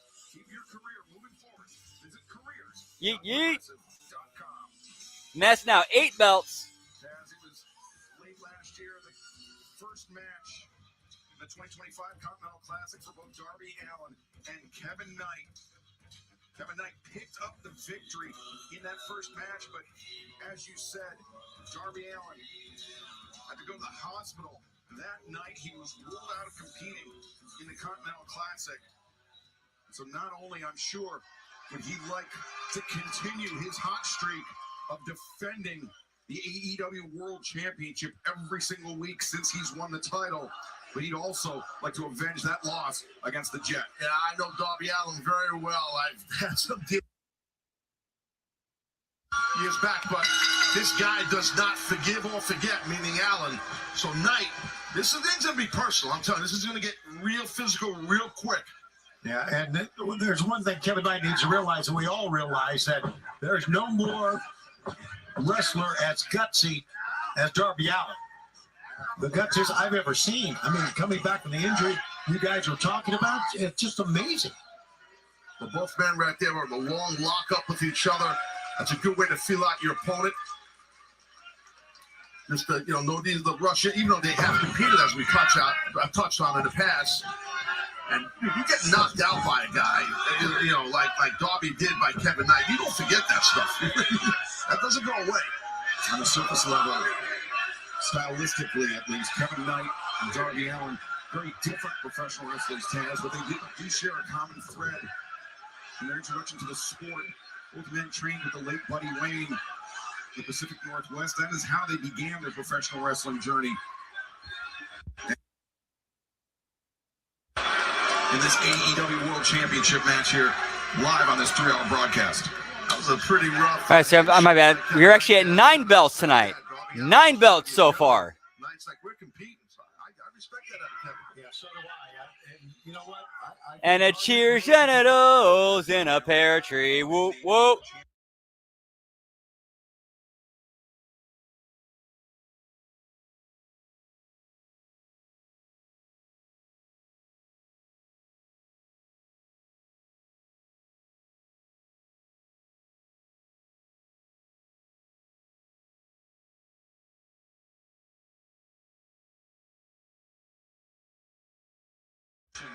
Is on an incredible hot streak. Shake hands. And Darby's got to realize that they are. Unfortunately, I don't think it will. Kevin Knight, So I'm pretty sure they advertise other champions appearing later tonight. Okada talk about the world title earlier. Okada, Andrade El Idolo, and of course former champion MJF. I think. I don't remember. We'll see. We'll see. A miscarriage of justice. His loss to Darby Allin. He's always going to believe that is MJF. It's Kevin Knight. Tight side headlock here, Taz. Yeah, he's got all his body weight on the chest of Darby. You notice how Darby swiveled his hips. That's to get momentum to get to your feet. Little nuance that Darby did there. Very well done. Darby's looking for the trip. Knight, no. Oh, that's double leg there. Do something. And now takes the side headlock. Remember that side headlock takeover that beat MJF? No, Kevin Knight, though. Nice stack. It's a stack pin. Good job by Knight. There's a side headlock takeover that MJF is used to taunt Darby Allin throughout the year. Nice. That Darby is not a real wrestler. He doesn't have the fundamentals, but Taz, just because Darby Allin... Always good. Even though you need to have that younger talent you're building up and elevating, you got to have that veteran presence. You got to have that veteran presence. He has an amateur wrestling background. He knows what he's doing. His technique is excellent. But now he becomes the first champion. Wait, that was... Championship in 3 No, so that Juggalo kid in that episode, that when Charlie was a janitor, that was Paul Walter Hauser? I seriously had no idea. Holy shit. That's fucking funny, bro. Whoop, whoop. Get me Stingray, pal. Dude, I remember seeing that episode. I remember that episode. I had no idea that kid was Paul Walter Hauser. That's awesome. people, Taz, that the TNT Championship not on the line tonight, only the AEW World Championship. Correct. But again, as we touched on it multiple times, it's a super personal battle here. Whoop, whoop. That's what happened in the past with the Continental Classic. Hey, maybe we might see him at JCW, pal. Right there. Big time double clothesline. And Darby comes up clutching his face as Kevin Knight, you can see, still reeling from the impact as well. They both landed real hard. Oh, So it was so quick. It was hard to see where hands or hit. Some of the eyes moving on. It can happen. I don't know if his face as much as it was a forehead, just a shot in the head. Darby Allin charges into the corner. Knight slips free. Darby the boot up into the draw count. I mean, yeah, he has been in AEW, but at the same time, though, I believe, last I checked, Willie Mack is an AEW contracted talent, and he's been seeing more airtime in JCW than AEW. And plus, you know, having was a Big Al appeared, she challenged Red Velvet for the ROH Women's TV title. So then there might be like some sort of agreement, like at least some sort of handshake or some sort of business arrangement with JCW and AEW, I'd imagine. Or might have made the Maple Leaf Pro, I don't know. He got hung up in a moment, didn't I? A few seconds earlier, he would have got a win maybe and been a new champ. Oh! That is possible too. Let me go check that real quick. I mean, we got plenty of time during this match. On the cheek of Darby Allin, perhaps Knight realizing that Darby dealing with some sort of facial injury after that impact where the two men collided. Knight hammering the legs of Darby Allin, trying to take away the vertical base of the AEW World Champion. A smart attack, one of the wheels, the leg of the champion, of world champion Darby Allin, because he does fly. Okay, yes. The wind does Darby, so if you can take out one of those wheels. Yeah, so technically Willie Mack, okay, this is from Grok.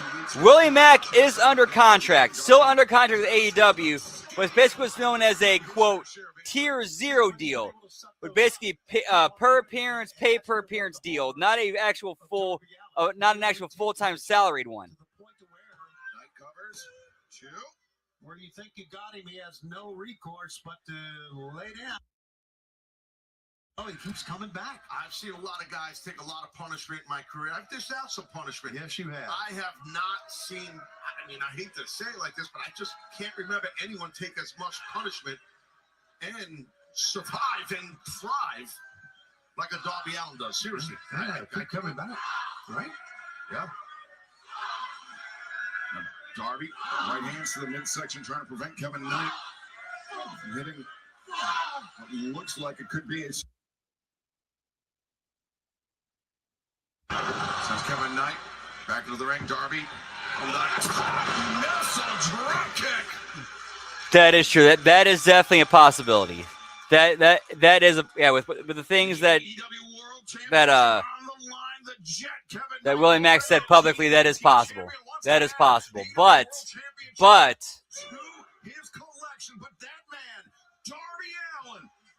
you can't rule out that some sort of conversation happening.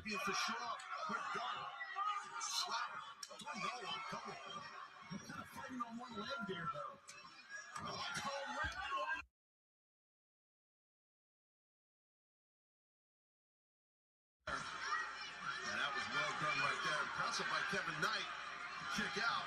Right, Darby Allin momentum. Suicide. I think Knight, his headman, struck the desk. A nasty collision for sure. And that's a nasty, solid desk. Man, that thing is thick, and he just whacked it. We saw last week, Darby landed that code red on Brody King right atop our desk. Take a look. Watch the back of Knight's head.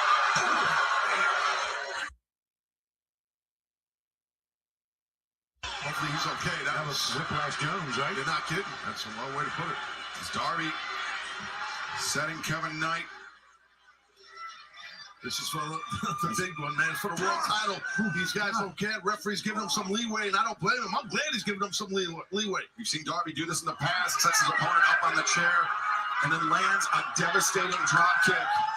Oh my goodness. Yeah, so if we're seeing a little bit of crossover, because it does seem like we're seeing the foundation being laid for a potential JCW AEW, like some sort of partnership or something with that, or ROH potentially. I could see something happening. Like I could see something happening where Russo kind of plays the middleman and kind of helps like smooth things over between Tony and Willie Mack. Like I could see that scenario playing out too. Or at least get something that, you know, does good for Willie Mack and gets him on some AEW shows.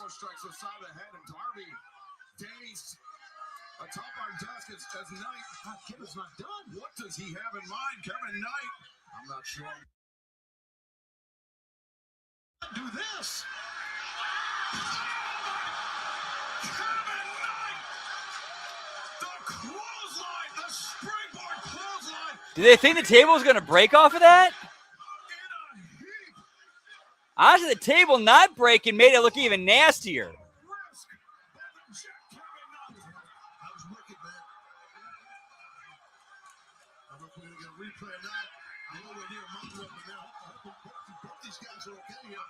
I'm looking at Kevin Knight right now. He just came out and see his left leg. Yeah, I see that.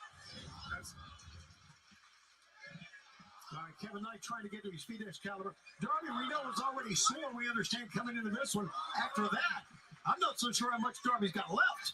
Kevin, you got to get him back in the ring and win this. That's what he's doing. For crying out loud. But Kevin Knight has one leg, man. He cannot put any weight on that left knee. I'm watching him hobble around here. I think he was thinking some sort of a springboard, but with the issue with that knee, that ain't happening. Now, Kevin Knight situates himself. Darby, ready for it, Darby. Steps straight up. Scorpion deathlock on the injured knee of the Jet. Kevin Knight. Darby's got it cinched in center of the ring. Respect to his man Sting right there. And Knight makes a desperate lunge to the bottom rope to force the break. Smart mat sense and ring awareness by Kevin Knight. Now, this Darby's not done. Darby dealing with injuries of his own. Yeah, by the way, I talked about it. We know he was sore coming in. And it had to be third title match in 3 weeks. The knees were there for Kevin Knight. But the injured knee, but he had to do it, Kevin Knight. It was that messed that knee up even more than it was. Yeah, to answer your point, it was self-preservation by Kevin Knight, but it came at a tremendous cost. Knight in agony. You got to go back to what Kevin Knight did on this table. It may have been a big, big mistake. And you know, last week against MJF, that knee, MJF. That's a great call, Taz. Absolutely. And Kevin Knight now with Darby up on the top. Knight who attempted to play Darby Allin's game with that risky springboard lariat to this desk. He's fighting back here. Boys, he ever not to forget this Kevin Knight's third match within 1 week. Darby's thinking coffin drop, and Knight knew it and shut him down. Knight sweeps up the legs. Another match going a little too long. Wait a second. This is how he knocked him out. This is how Kevin Knight sent Darby Allin to the hospital. The coast-to-coast drop kick. Coast-to-coast Jones. Darby, you got to get out of the way, but he's trying. We got a new champ, Kevin Knight. Pulls Darby to center. He wants that UFO. Knight wants to make it a certainty. To the top. He hits it. Knight, the UFO splash. We're going to get a new champ if he can top him. The knee, though. Knight covers. That's two champions. Darby.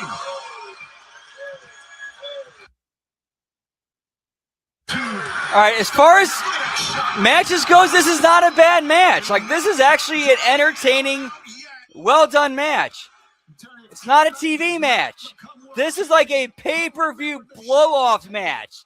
This is a pay-per-view main event blow-off, not a free TV match.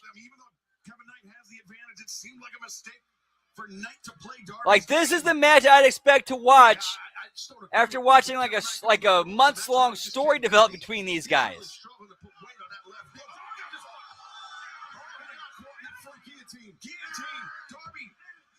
And this was the finale of that. It's in tight. Darby Allin got the legs in too. The body scissors is in. Kevin Knight trying to carry Darby up to the ropes. Collapsed. He fades. He's got him. He's got him. No. I think it's because Darby doesn't have the S grip underneath, Taz. Right, or like make this some sort of like a special branded show. Now Darby, something like that, but. Of Kevin Knight, the impact of him. Doug's like a man possessed right now, gentlemen. I don't blame him. He wants to retain his world title. With Kevin Knight perched on that top. Darby's gonna do it again. He's not kidding. Darby's not done yet. Coffin drop. 1, 2, 3. And here's what I really like. Here's what I really like about this whole thing they're doing with Darby, where it's like I'm wrestling every week until the wheels fall off. Like you could pull the trigger on that at any time. I like this touch. You got Sting in the building. You have Sting in the building. Why not have him and Darby have a moment together?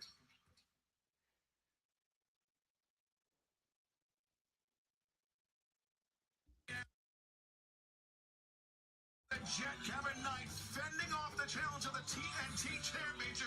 Darby Allin remains your AEW World Champion. The wheels have not fallen off yet, Taz.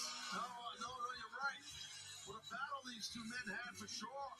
The Stingers out here showing respect right there for the World Champion Darby Allin, showing respect for the TNT. Dude, and nice. This is actually a good rub.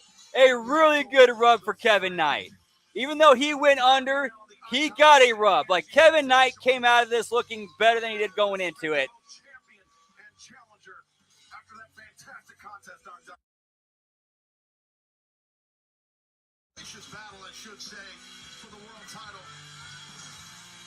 Indeed, Hammer. Whoop, whoop.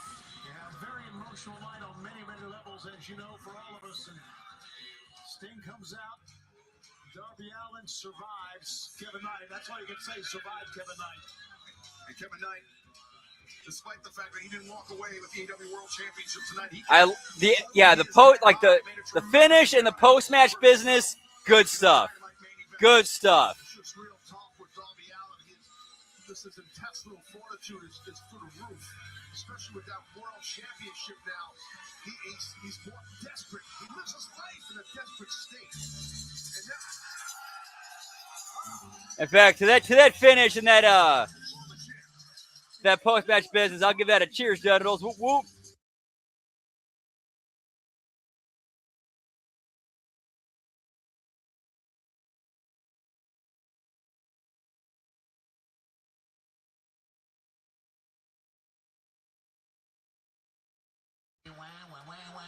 It's disrespectful, Tony. I don't know what's worse.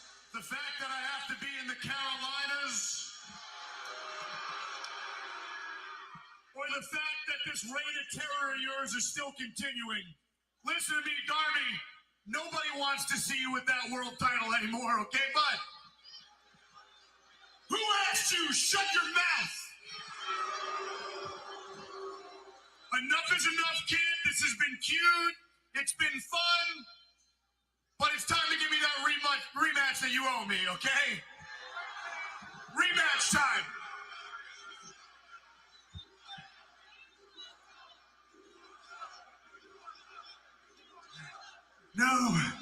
No, Max.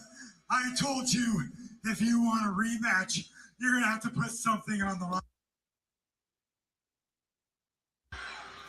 All right, kid. You want to barter with MJF? Yeah, we're going 3 hours tonight now. So whoop. You give me a rematch, I'll put my scarf on the line. It's a beautiful scarf. It's a beautiful scarf. No. Okay?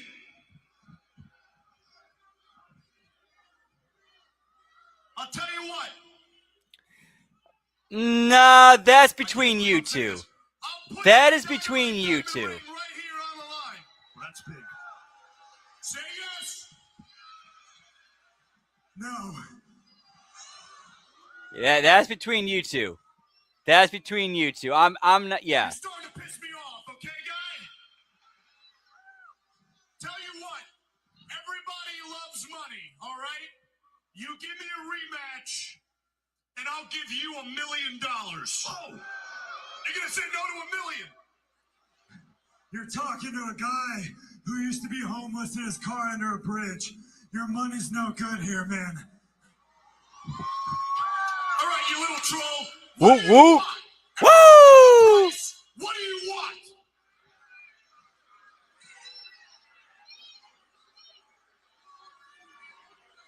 I want something. Something you're so desperate to keep that you're willing to fly 15 hours to Turkey and get it sewn onto your skull. I'm talking about your hair. Listen, you most vain piece of shit I ever met. I'm talking about your damn hair. Be reasonable.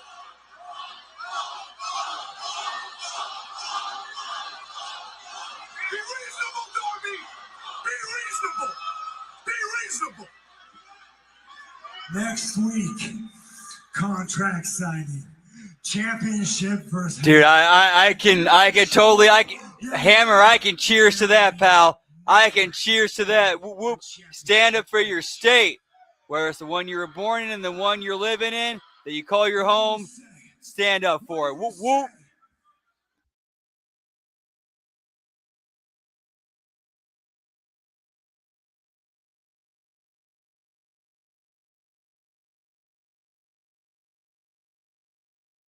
Darby out. Come on.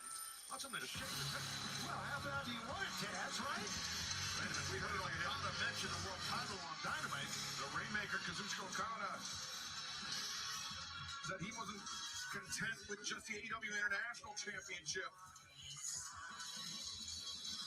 Now the TNT called his shot. Calling his shot as well. Man, Darby, they're lining up, fella. I mean, after an amazing match with Kevin Knight, him and Darby had, and now this is a great confrontation we're going to have here. Anytime.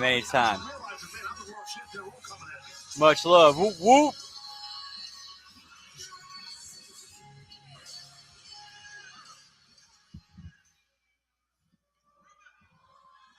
Next Wednesday, me versus you for your world title.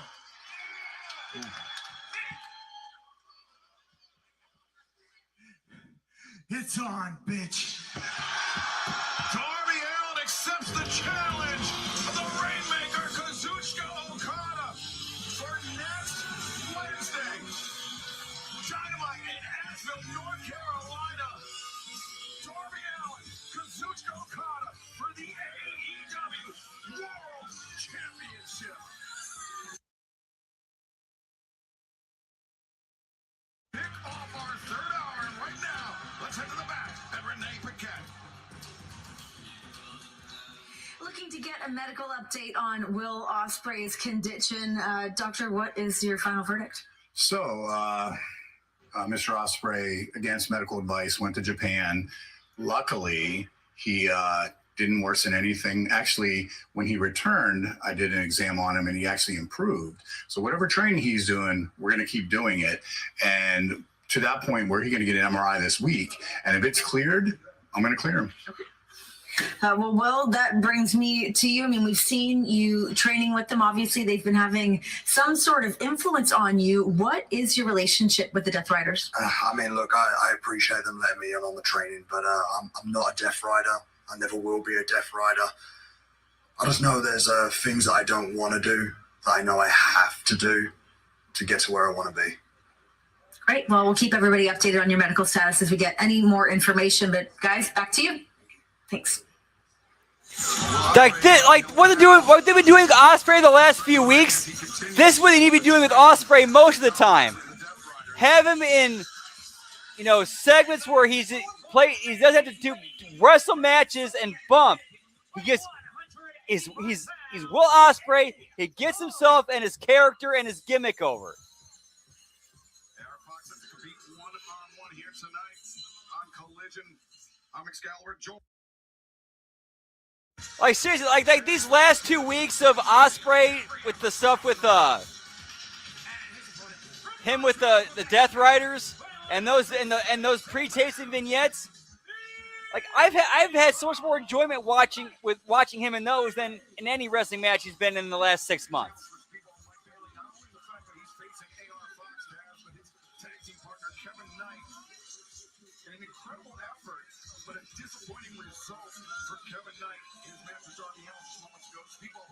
Put that out of his head. He's got to focus on the task at hand. Yeah, you're all men, right? I understand that friends and all that, tag team and all this jazz, but you got to deal with AR Fox right now. You can't worry about Kevin Knight's momentum maybe being stopped or.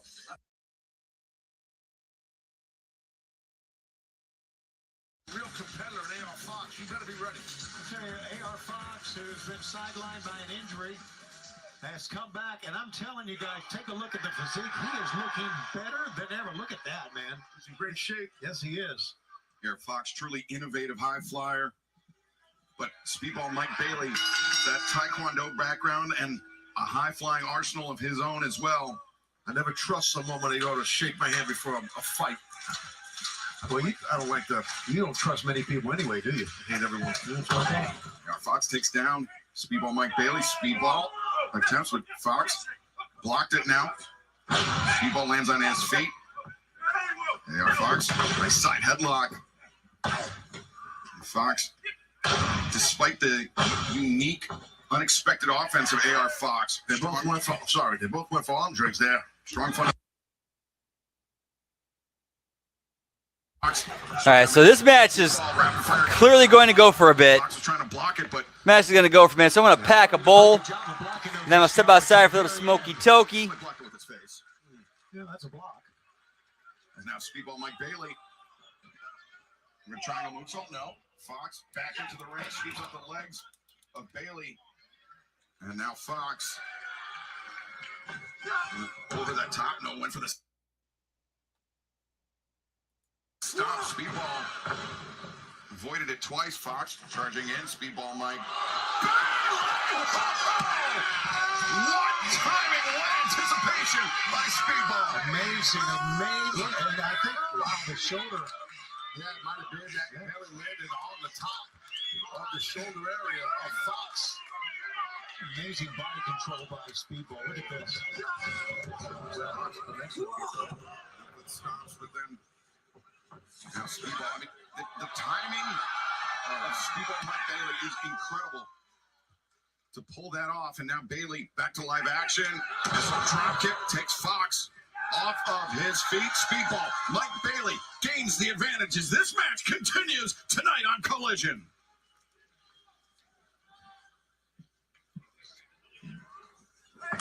Speedball charging in. Fox. Kick to the chest, and now Fox DDT spiking Speedball on the crown of his head. That was great by AR Fox right there. I mean, what a DDT, man. Right on top of the skull. Yeah, he saw Taz, that Speedball. Speedball was kind of hung out to dry there. Yeah, he's being tenacious. AR Fox with quick covers that really makes you tired when you're kicking out or when you're hurting already like Bailey is. But so both these guys have been around the block.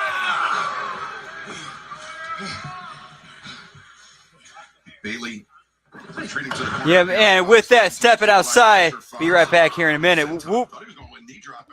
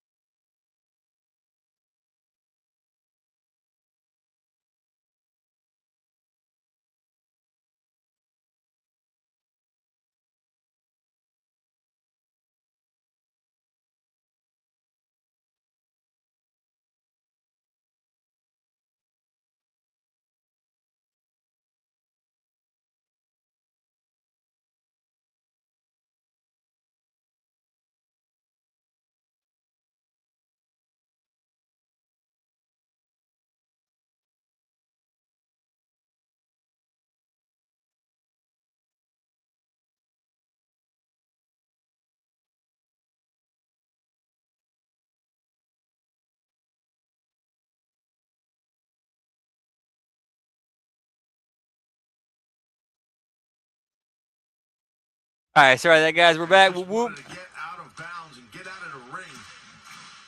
And AR Fox could not stop him. Yeah. I think we all know what AR Fox is going to try here. We don't know exactly, but we know he's going to take flight. AR Fox.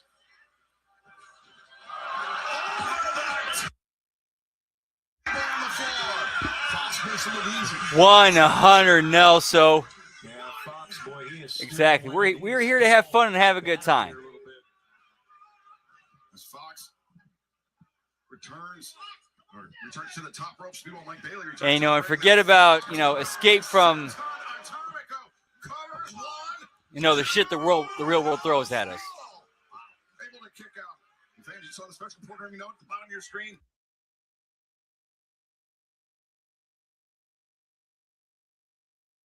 Fine Dominion, the AEW Women's World Tag Team Champions, will be in action. Plus, Jungle Jack Perry puts his AEW National Championship on the line against Mark Davis of the Don Callis family. Speedball Mike Bailey coming in the corner for the kick. Fox avoids it. And now Bailey, no. Lands on his feet as Fox rolled inward. Nice block by AR Fox. Bailey swinging a miss. Fox anti-carry. Staggers Speedball into the corner, but once again. Indeed, whoop. Indeed, Hammer, whoop, whoop.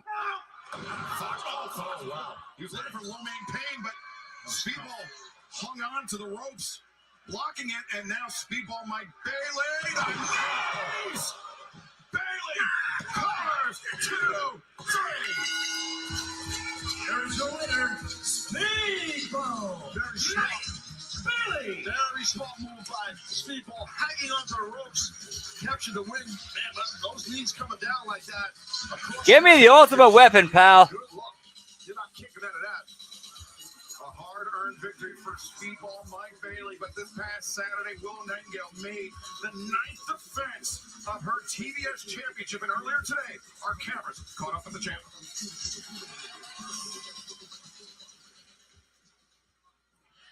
It is an honor on today of all days to be called the face of TBS. Turner Broadcasting System. And it's a privilege to wear its championship. And in that way, represent a man who changed. Sorry, that's 10 belts now. We are now at 10 belts. And gave professional wrestling a home. So after 9 title defenses, I've knocked down every challenger. I've smashed every comeback. Because that's what the legacy of this network, the legacy of Turner, deserves. A fighting champion. So whoever wants next, step up. Because I plan on defending that legacy every single week.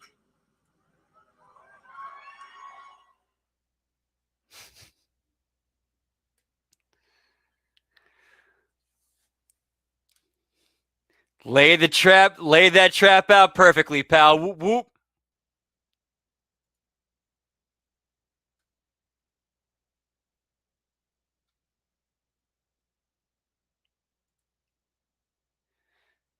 All right, well then, hopefully you set up for yourself and give it back to him.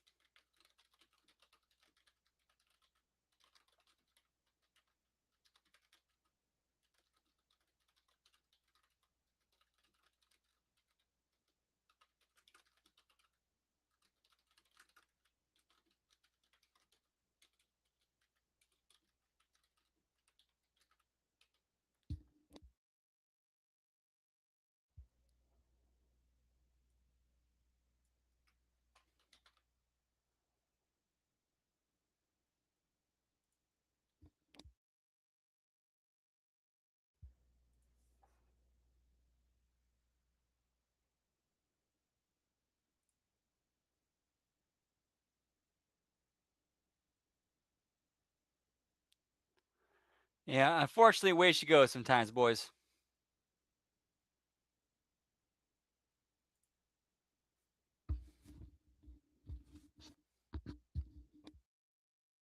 I will say for AEW, this show actually has been one of their better 3-hour shows. I mean, obviously we've pointed out and noticed some of the mistakes they've made tonight, but they're still getting better. Overall, they're getting better, in my opinion.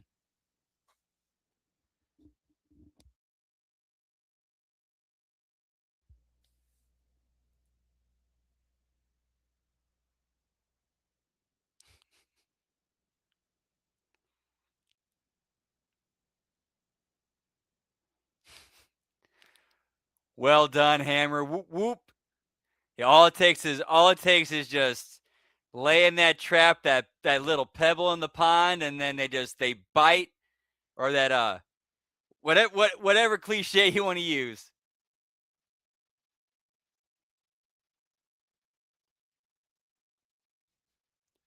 But well done. Whoop whoop.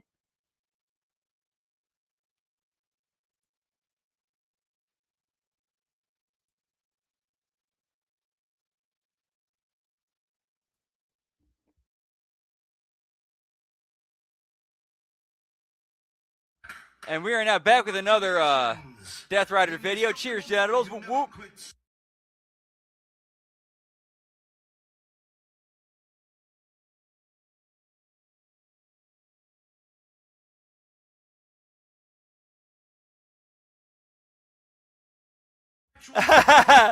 He did it. He actually did it. When he said, "Don't you dare," as soon as he said, "Don't you dare," I was about to say, "Forget about me." He said, and then he actually did it, but he threw another word in there. "Don't you ever forget about me." So I had a so that's what I'm popping for. A shot. Fight me for your World Heavyweight Championship, Mr. Fighting Champion, because I promise you, I am one mountain you will never truly conquer. I know that. And you definitely... Dude, he looks like an absolute beast. If you can do it, like, even as shorty as he is, I wouldn't fuck with that dude. Why don't you prove me wrong? An invitation, if you like. Do let me know, won't you?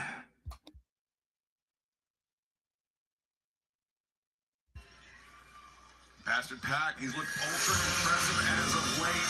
Scoring the win for the Death Riders this past Saturday at Collision, and as he mentioned, a career advantage over Darby Allin. Jamie Hayter makes his way to the ring. Let's head to ringside at Renee Cadet. Hey, give me Jamie Hayter, pal. We're baking cakes tonight, Deucey.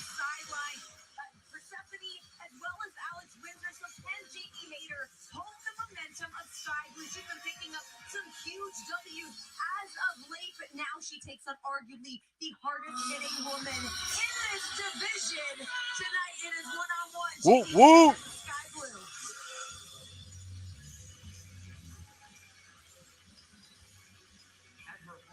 From Chicago, Illinois. Oh, we got Sky Blue coming out, too. We're going to need 2 ovens, pal. Tony, you and Nigel were on the call this past Saturday at Collision, where Sky Blue picked up a decisive, dare I say it, lopsided victory. And now carrying that momentum into this one-on-one battle with Jamie Hayter tonight. Yeah, she's trying for a third straight win. And, you know, think about Sky Blue. And Renee brought up a good point. It's more than just... Yeah, give me the ginger bud. The ginger bud, you know what I mean? The opponents like Persephone, like Alex Windsor, doing more than just winning. And Taz, we know that where you see 1 point on the Triangle of Madness, Julia Hart, Woo, woo. champion Tekla, the Toxic Spider, likely close at hand. Oh, absolutely. Very involved. Went for a big kick. Sky Blue missed the end, missed the close on it. The thing is, Sky Blue, you can just tell when she was walking out here, her confidence is through the roof because of, as to Renee's point, racking up victory after victory. So she's got some flow right now. Hip toss, attention, Jamie Hayter trying to unleash that big lariat. Sky Blue, the roll up. And Jamie Hayter, she was injured just a few weeks ago at Dynasty after her battle with Tekla for the AEW Women's World Championship, very recently cleared, focusing primarily on tag team competition. Hayter and Alex Windsor undefeated as a duo, but as mentioned, Windsor, or as Renee and Tony mentioned, Windsor sidelined. So Jamie Hayter going it alone here tonight as Sky Blue lands the boot to the side of the head. Jamie Hayter, though, she is a heavy hitter in the women's division for sure. Nice kick there by Sky Blue. Guy makes a cover. Yeah, she's trying for a 4th straight win. Is Sky Blue. That Sky dragon sleeper of hers. Trying to target the neck, the head of Jamie Hayter, but Hayter backs her up to the corner. And fans, it's just been made official for this Saturday. Fairway to Hell. Tony Khan has confirmed that Darby Allin, the AEW World Championship, on the line this Saturday night, 8/7 Central on TBS against the Bastard Pack of the Death Riders. Nice counter by Jamie Hayter. It really was, but Darby Allin, I mean, wow. Yeah, he just had this battle with Kevin Knight. He's got MJF hunting him down. Hayter, the cover. Not only just MJF, but Kazuchika Okada as well. And so if Darby Allin wins on Saturday, by the way, it'll be on TBS on Saturday. Yeah, I'm liking the story they're trying to tell. At least this is the story I'm getting out of this is anytime Sky Blue gets any kind of momentum, she gets just immediately destroyed by Windsor's size and strength. Or cut off by that, I should say. Or a hater, sorry. to take out the former AEW Women's World Champion Jamie Hayter. Yeah, we need to get to a finish quickly here. We need to get to a finish quickly here. First into the barricade goes Hayter. Sky Blue with the advantage as the action in this one-on-one bout continues a collision. Yeah, we should not be going to. Yeah, this should not be going to a picture commercial break. Who knows what she's doing? We talk so much about the Sisters of Sin and Triangle of Madness. Has been a great singles competitor. We saw what she did, guys, in the Blood and Guts match, how she was a big part of that. 164 match for the young lady. Watch out. Right now, showing no respect. I feel you, pal. Sky Blue. And that's the right attitude, but you got to be careful not to make Hayter too mad. You know, Taz, you bring up a good point. You really, a lot of times, don't need to show your opponent that much respect, do you? I mean, you shouldn't, in my opinion. Well, I think this is a picture-in-picture. Respect no one. No, I respect no one. Right. But the thing is, it's you're fighting for the winner's purse. You win the match. This should not be going to any. Yeah, this should not be going to any kind of like TV break. No kind of break at all. That's how I live my life. Hayter over Strong in like 3 minutes. No need for any like commercial break or picture or anything like that. You see how Hayter's neck kind of tilted back awkwardly. Notice the tape around the shoulders, base of the neck of Jamie Hayter. Yeah, well, we're noticing it, obviously, Sky Blue does. So she's feeling very confident right now. And I don't blame Sky Blue. She should be confident. Shivani, you got a shout out. Watch out. Don't do it. Bouncing Jamie Hayter's head. You're like, why are we having spots on the outside, slamming heads on the announce table, going into the barricades? Why? This match does not need that. Some of her frustrations. The right hands under the head of Sky Blue. Yeah, no one will doubt that Jamie Hayter is one of the toughest women in her division. She can take some punishment, no doubt. Hayter underneath bottom rope. She's rolling a lot. Yeah, I think you got the full commercial version of the picture-in-picture version. Brawling Bird. I think, or if I don't know. I'm admittedly I'm assuming based on the information that's available to me. Wow, that was a shot and a half. Great way by Sky Blue to cover made. Leg hooked, but Jamie Hayter explodes out. Sky Blue. She's just keeping the pressure. She's just bringing a steady diet of offense to Hayter. Dude. Now, Sky Blue using her flexibility. Imagine if, dude. I say this in the best way possible. How much better would the AEW women's locker room be if like you Hammer were there as like their Finley? Women's World Champion Jamie Hayter, or their Dutch Mantel, or a combination of both. Sky now to the back elbow. Hayter up to the middle. Drop kick takes down her adversary. Explosive drop kick. Now maybe a German suplex. Jamie is so powerful and so fundamentally sound. Watch out now. Here she goes. Yeah, if Sky Blue's able to hang with like somebody like Jamie Hayter, that's getting her over, which not a bad thing. Not a bad thing, but it's also at the expense of Jamie Hayter. Able to explode out. Well, great comeback right now by Jamie Hayter. Because Sky Blue had all the momentum going in this physical battle. Oh, man, spine busting right now. Oh, wow.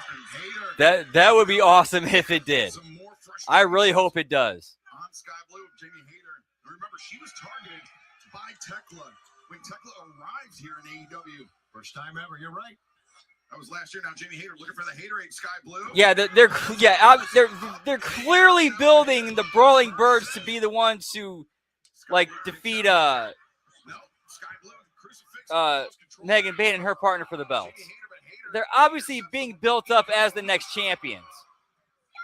Yeah, Sky Blue does not need that win. Sky answers a thrust kick. Enziguri has Sky Blue step. Two women. Nailed it. You nailed it right there. Yeah, this is her match this is Hayter's match to get herself over as like a dominant, badass, squash Sky Blue and get her stuff in. But because, like you said, she doesn't know any better, and because she would need like a hammer in her ear, guiding and coaching her and teaching her these things to know better. Extremely physical bout, as you mentioned, Taz. Jamie Hayter connected with that headbutt. And plus, Sky Blue's part of a faction. She's all right. Regain her bearings. Fans encouraging Jamie Hayter to get up and get into it here. Let's not forget she's facing Sky Blue, who has 164 matches under her belt in the women's division. Hayter brings Sky up to her feet, drives her into the corner twice, 3 times the shoulder into the midsection. Hayter hoists her opponent up, and now right hand under the jaw. Yeah, you can see that Sky Blue is kind of defenseless right now. Oh, that's a nice camera shot. Oh, that's a nice camera shot. That's another nice camera shot. Of Jamie Hayter wedged against the top. That Sky Blue is going for a power bomb and she fought her way out of it. Hayter caught Sky coming in. Yeah, this should have been like a 3 to 5 minute showcase for Jamie Hayter. Up to the middle rope. Looking for maybe a sleeper. Not a 10-minute competitive 50-50 back and forth. Well, yeah, it does make Sky Blue look better and helps elevate her. It lowers the stock of Jamie Hayter, which should not be the business. The business should be showcase Jamie Hayter and get her over. Which that finish was great. Like that was a good finish.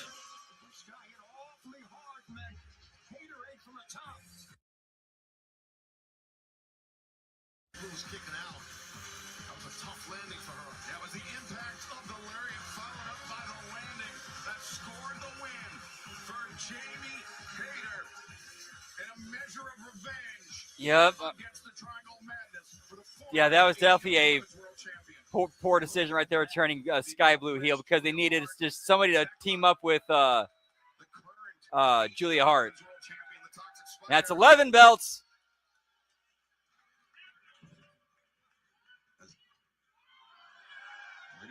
I don't think Jamie Hayter's done. Oh my God. Jamie Hayter just took down Sky Blue again.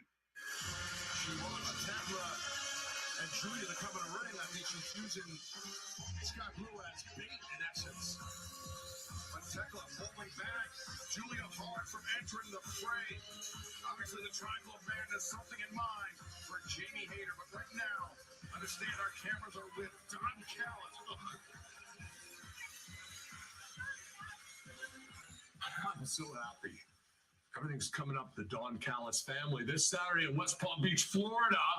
And that's 12 belts right there with Andrade's. Davis is going to win gold for this family. The national title. You're going to crush Jack Perry. And I love that. And Okada has just had yet another successful international championship. Oh, I'm with you, Hammer. I remember that. I remember that. Keep everyone up at night. Whoop, whoop. The great one himself, Okada, has staked his claim to the AEW World Championship. Be very afraid. Right? Yeah. No. Okada should not be worried about the world title. He should be worried about defending his title against me at Double or Nothing. No. On the one hand, you are one of the best wrestlers in the world, so I agree with you. On the other hand, you start to sound a little Kenny Omega-esque. I want this, but I also want this. I mean, make up your mind. All I'm saying is Okada is my hand-picked choice for the world title. Done. See, how you know? How you know? How do I know? Because I'm Don Callis, and I know everything. And what I know is more gold for the Don Callis family. Same here. Whoop, whoop. Well, Takeshi Andrade, that decision of Don Callis not sitting well with either of them. But whoop, whoop. Bringing some gold to the family after his IWGP Global Championship victory this weekend. And get me Roosh, pal.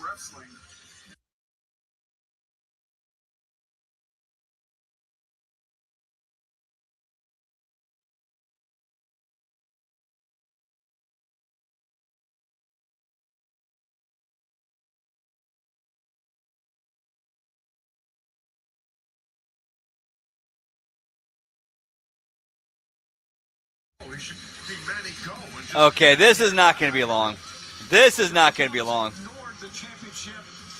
This is the match that Jamie Hayter should have just had. This is going to be the match that Jamie Hayter should have just had. Focus on Okada, but I get your point. One would have to imagine with the announcement earlier tonight that Darby Allin will be defending the AEW World Championship against Pac coming up this Saturday at Fairway to Hell, live on TBS and HBO Max. If Pac is successful this Saturday, the match next Wednesday night. This has been an incredible third hour here tonight, which has been Collision, capped off by that 10-man match back coming up. But don't forget, Collision will... Hopefully, it looks like it, though. Fairway to Hell on Saturday night. You mess with the pole. That's what you get. Yeah, that's the bull. Get your head caved in. Anytime. Whoop, whoop.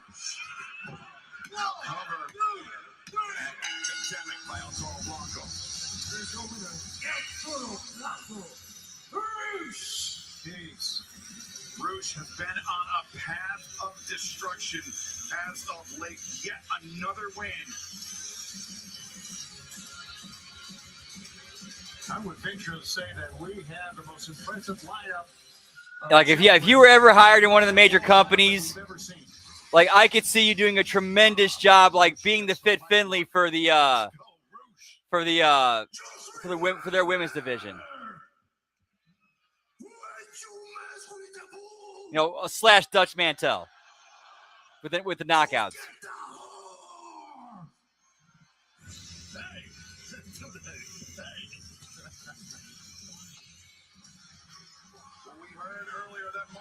Will be challenging for the AEW National Championship coming up this Saturday. Right now, let's hear from the champ. You know, back when that period, those very early knockouts days when they were changing the game with women's wrestling. You know, get me Gail Kim and Awesome Kong, pal. Whoop whoop. Beautiful people. ODB.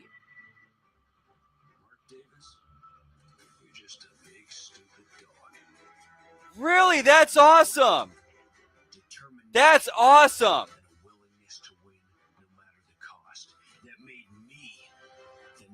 Dude, that had wow. Dude. The man, what you must have learned from that, man. Dude, I'm jelly. I'm straight jelly you got to sit under that learning tree. If you don't like that, hey, give me the Magic School Bus, pal.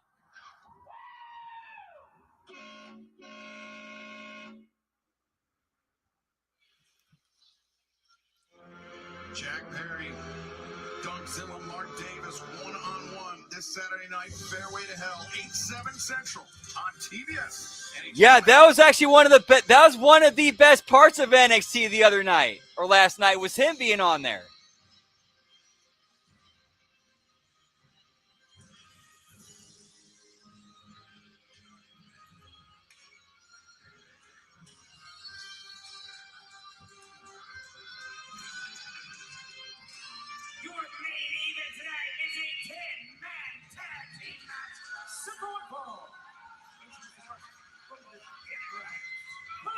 All right, we've already seen that belt, so you can't count that one. So we're still at 11. Claudio Castagnoli, after competing in CMLL, after winning that CMLL World Heavyweight Championship, adopting the mask on the walk to the ring, something that he has not shake it off, but it looks better with the mask. Just cover his face. That's good. That's how you treat it right there. That's how we do it right. The dogs.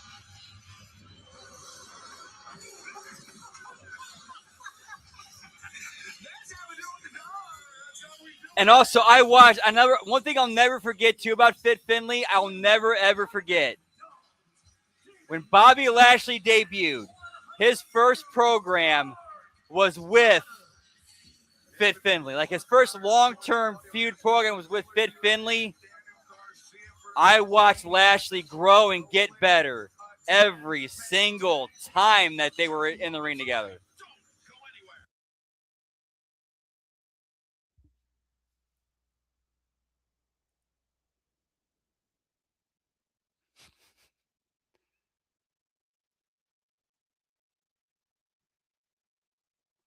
And that's the last hard commercial break, which I think, that should be the last hard commercial break. We'll probably get one more, like a picture-in-picture, and then into the main event.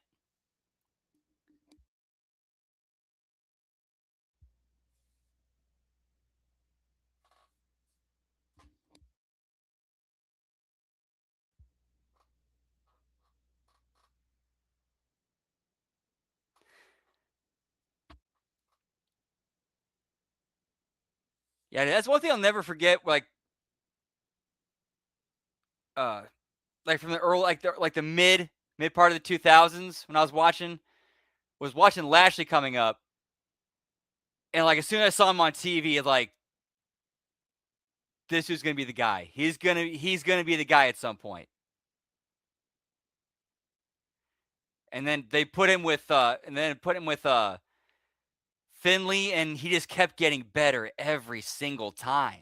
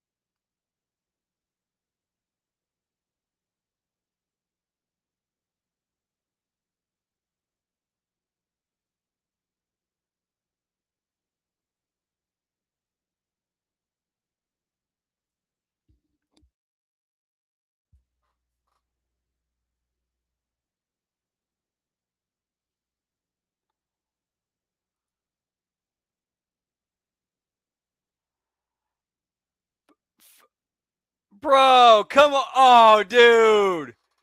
Dude. That's a cheers. Cheers to that. Cheers. Whoop, whoop. Seriously, getting Arn Anderson as an agent? Dude, just having a conversation with him and what you could learn from him. Whoop, whoop. Seriously, super jealous.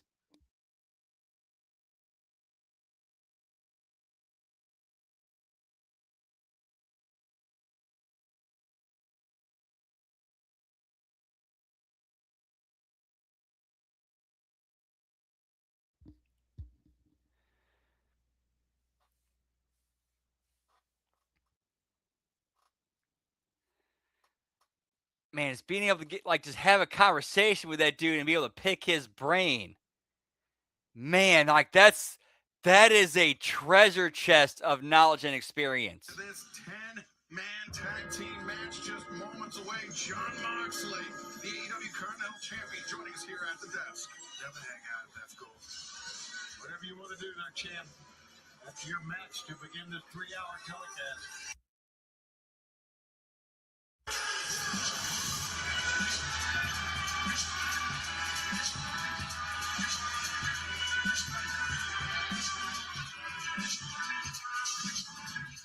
Ten-man tag time. Whoop, whoop.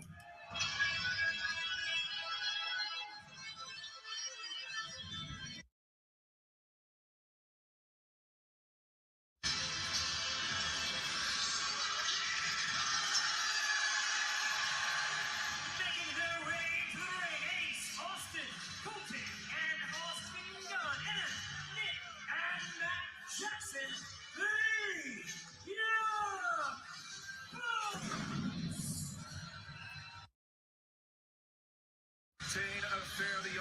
teaming with the Bang Bang Gang, Ace Austin, Austin Gunn, and the returning Colton Gunn out more than 400 days with injury. But right now, Death Riders and the Dogs wasting no time assaulting the opposition on the ramp. The game plan, John Moxley, I would think, to start this out. High Octane is right.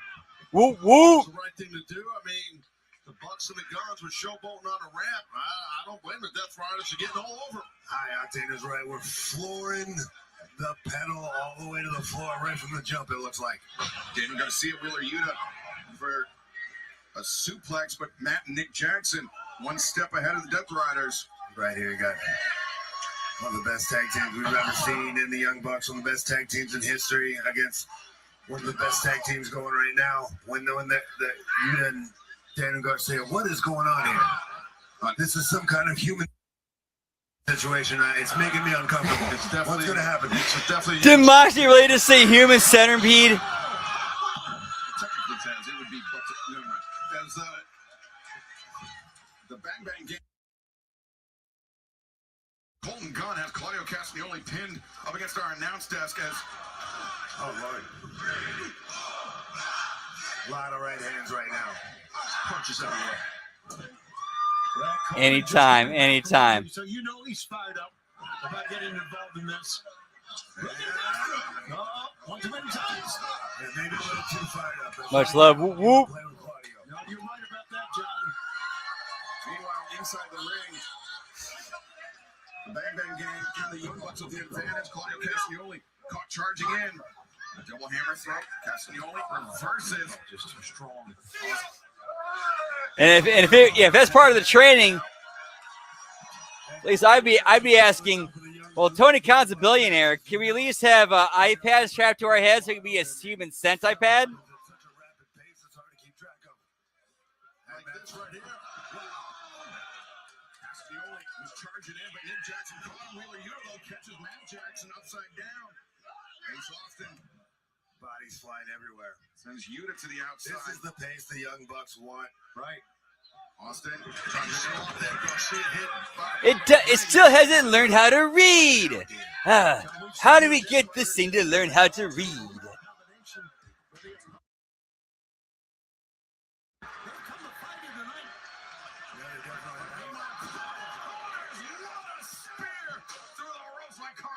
That explosive power from Connors that we see. It's sudden. And yeah, that's where I'm gonna stop with the plot of that episode of South Park, because it gets weird and gross. It gets even weirder and gross after that. And yeah, I'm gonna leave it at that. Tony, back to Dynamite Collision. They got 310 to Yuma, but instead Garcia anchoring Wheeler Yuta to the corner. Let's not forget the gun. Look out, here comes Connors. Former tag. Yeah.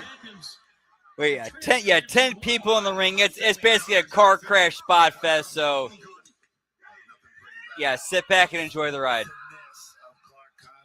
the shoulder tackle lands, and fans, we are taking our final break of the evening. Don't go anywhere as this match continues. Yep, picture.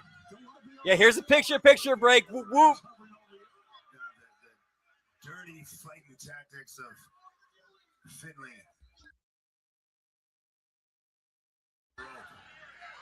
Now working on the arm and the hand, mixed with the explosiveness of. And since nothing important is going to happen here, I'm start eat some more of the steak and enjoy it. Whoop, whoop.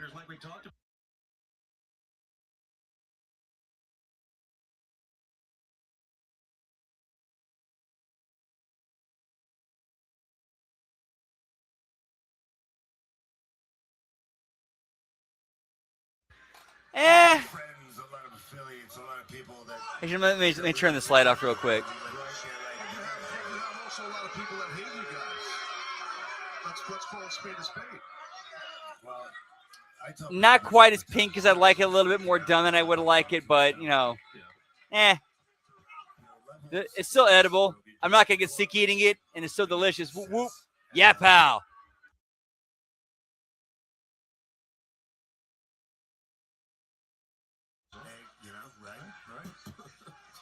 I imagine you would have had to have. I had a lot of people who hated me. And I like it like that. Yeah, nobody hates Excalibur. I was not very successful. Yeah, beloved. Yeah. Except you. So, yeah, well, you're just beloved. Yes, that's true. Except that. Keep an eye on that lady. Get me Rip Rogers, pal. One of the greatest trainers of all time, and one of the most underrated and unsung trainers of all time. Like, seriously, how many modern day great talents went through his training that are at the top of their game today? One of the best. Like, you cannot argue his resume of the people who came out of his school. There'll be guys that come and go. There'll be a hot new thing of the week every week, but consistency, building a foundation, and performing. Drop kick to the rib cage by Wheeler Yuta. You know, the tortoise in the hair, whatever fable, whatever example you want to use. The consistency of these guys from the day they showed up, it's really going to pay off one day, and I love watching them. And everybody hated that tortoise. Yeah, but he hung in there, didn't he? And he was so successful that we're still talking about him today. Is Austin Gunn able to kick out? Where's Nigel, by the way, in this collision? He's right here. I'm Nigel. He couldn't show up for. I mean, I'm glad you're here, but he couldn't show up for 1 hour. Well, he'll be here. He'll be here for 1 hour of work. farewell for 1 hour work on Saturday. That's right, on TBS. Taz gets double time for this one. I really have an English accent. I'm a British hawk. Let's just say when it. Welcome back to Collision. Excalibur joined by Tony Schiavone, the Human Suplex Machine, Nigel McGuinness, and John Moxley as the Death Riders and the Dogs taking the fight. We are back from commercial, picture. Sorry.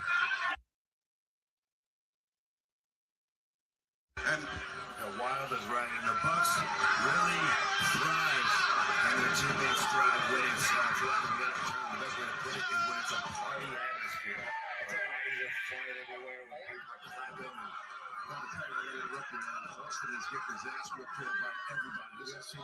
We're running a train, Deucey.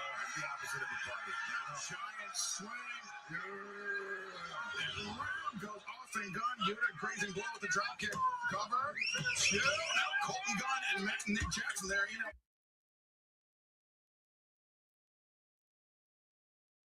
By a bunch of guys, so gotta respect that out of Gunn. Yeah, John, we don't have a rough morning tomorrow. Yeah, no, you're right. We don't want to take away from this match, but I just wonder your reaction to the fact that Will Ospreay has now been cleared to get back in the ring. Oh, you know, I'm not.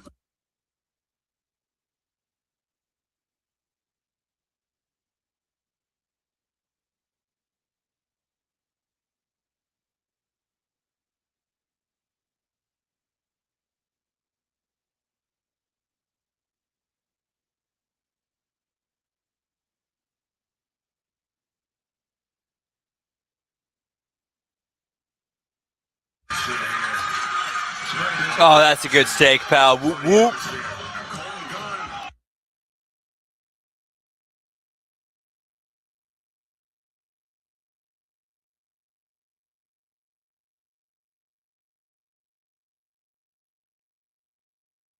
Colton Gunn, the fake, the neck breaker. You can tell Colton had his time off and was working out. Yeah, very clearly cut, cooked and seared on the outside. And like somewhere between medium rare and medium. So, whoop, whoop. We eating tonight, boys. Yeah, definitely. You look very tough.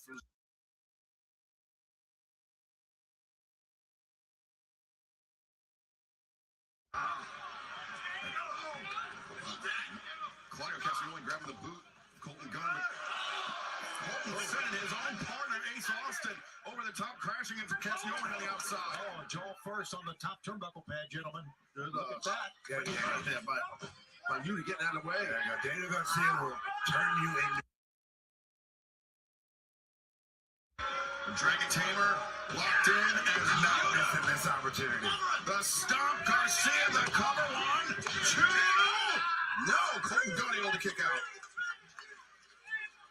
Yeah, very good kick out right there by Colton. Got his face crashed into the mat Whoop, there. whoop. I'm sorry, Taz. Death Riders and Dogs doing a great job of keeping the Bucks outside, man. Now, Matt and Nick Jackson, two-time former AEW World Tag Team Champions, have almost been a non-factor in this match, or at least for the bulk of this match. Well, speaking of the Bucks, I really feel like at this moment, Colton Gunn needs to tag one of the Bucks into this thing. And here comes Matt Jackson, and he is fired up. Legal Nice. Whoop, whoop. The corner. The elbow strike, but Northern Light suplex. Once. That's how you do it, pal. And now the try. Back to no Garcia was ready for it. Standing switch. Tag made by David Finlay. Matt Jackson, I'm sure you realize it, or maybe he did. Jackson. Matt Jackson is absolutely amazing. That was impressive. As always, the Young Bucks, creative, innovative. Yeah, so this match is pretty much what we thought it was going to be, a 10-man get your shit in fest. So enjoy it for the fireworks show that it is. And these guys can just read each other's minds like nothing else. That's great point. So fluid. Awesome main event. Awesome night it's been. Top to bottom. Throughout with you, John Moxley, and your matchup. And now, watch out for the Bucks here, Excalibur.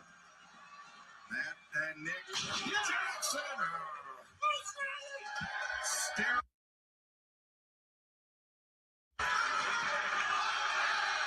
And perhaps a super kick party for Clark Connors, David Finlay.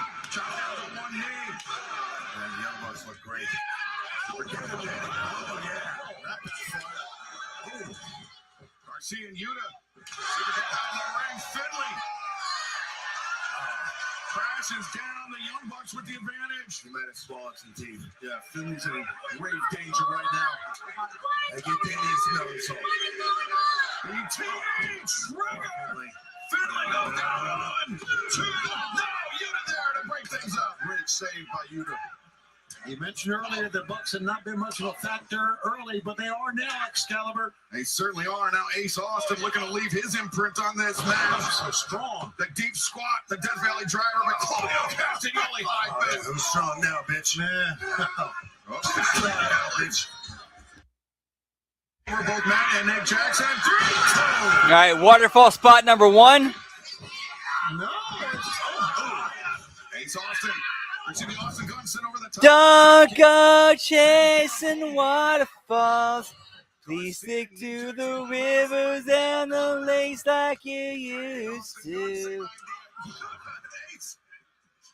As now, David Finlay, Matt Jackson.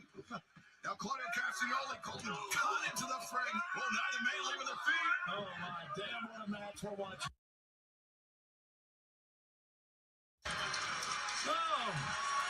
Claudio taking off his feet. That doesn't happen very often. No, you're right, John. My goodness. I mean, this actually Indeed, Nelson. Whoop, whoop. Bodies everywhere. In the ring, on the floor. Dude, HMG fam. Whoop, whoop. That one takes down Claudio Castagnoli. This is what you get on a Wednesday night, on a Saturday night. It's a Saturday on a Wednesday. It's Wednesday. AEW is in town. Saturday. It's Wednesday. But I got you. We're here. Yeah, and it's the Turner Broadcasting System. As now Yuta and Ace Austin exchanging elbow strikes center of the ring. And nice to see Ace Austin getting a little bit of love and and it gets the main event time. He when I first saw him in TNA when he was the X Division champion, I thought I saw something there.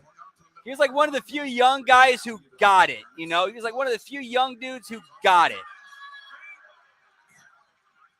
But at the same time, he was also kind of adapting the culture around him to, fit in and get work. And he got the pin, damn. As I said, he gets the pin, damn. Electric match. Crazy match. 10 phenomenal athletes. What a night it's been, gentlemen. What a night. I did not expect it to end that soon. Yeah, he just needs to find his character. Whoop, whoop. With the Bang Bang Gang and the Young Bucks, a hard-earned victory in this 10-person tag team battle. Yes, sir. I totally forgot where I was going there with something before things on camera kind of drew my attention. I apologize. I know we're talking about HMG fam love, especially in some of these recent times with recent news. I don't need to go any further than that.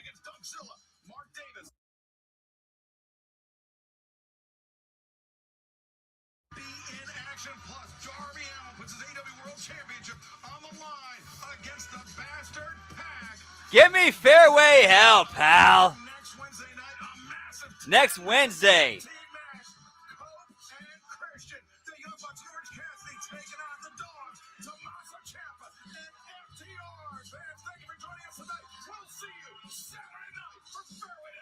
Yeah, 100% agreed, Lab Rat. Like, Ace Austin, he has the tools. Like, he clearly has a work ethic. He has charisma. He can go in the ring. It's just time and reps and getting everything together.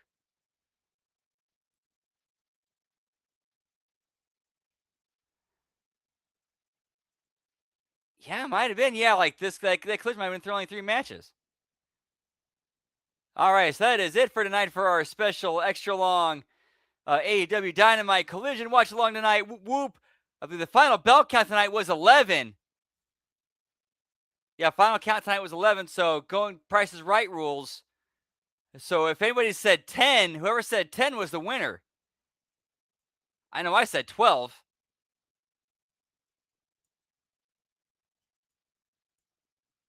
Let's go back and see what we got in here. Let's see here. Nelson was the 9.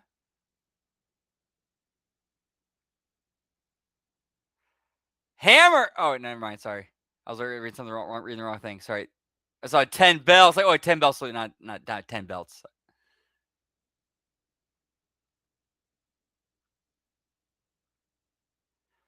So, yeah, looks like our winner tonight for the bell count is Nelson Kelso with 9. Because he is the closest without going over. Whoop, whoop.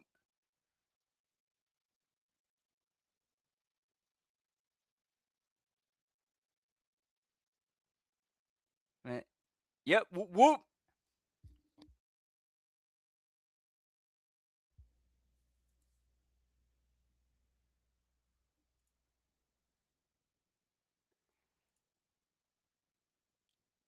Yeah, that's my bad. That was my bad. I'm sorry. I am so sorry. That's my bad. I was scrolling through the old chat, and I saw a 10 and he had posted 10 bell suit because the 10 bell suit for Ted Turner. And then as I'm thinking, in my mind, I'm thinking, okay, searching for belts, bell count. I see 10 bell. My mind goes to 10 belts. Oh, he's got it. Oh, wait, that was something completely different. And my mouth moved faster than my head there.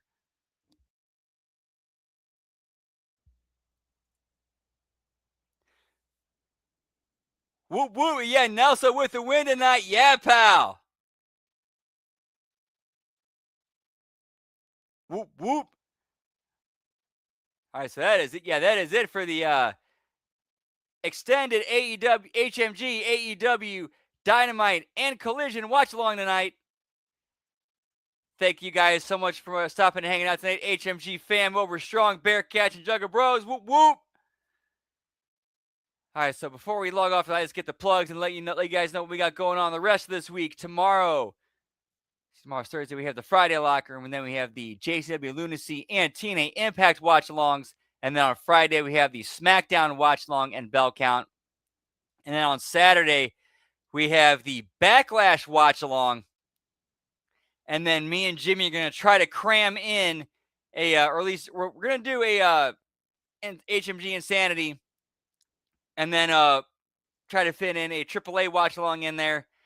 And then this Sunday, we got The Wreckage. And then Sunday night, we are actually going to be off for that evening because, or at least,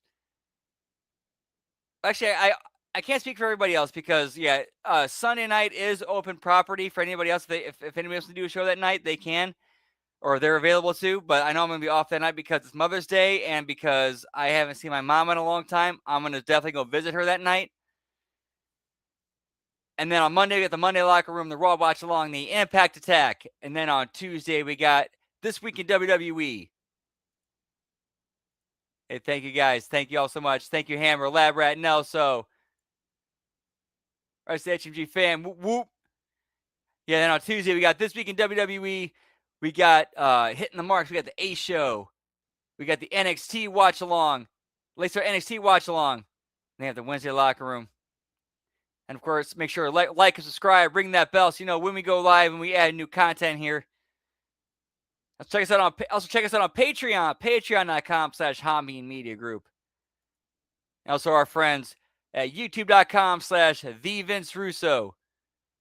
And also their Patreon, patreon.com/RussoTWC. We get all of the brand content, such as Castrating the Marks, the Raw SmackDown review, the Master Shoot Theater, Lions, Tigers, Bears, and Head, and a lot of other just entertaining content.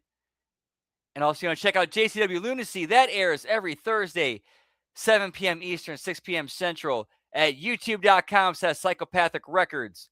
How we do our watch-alongs on Thursdays, just to give you guys, just so you guys know, just to make sure it's out in the clear. We start an hour later when JCW airs.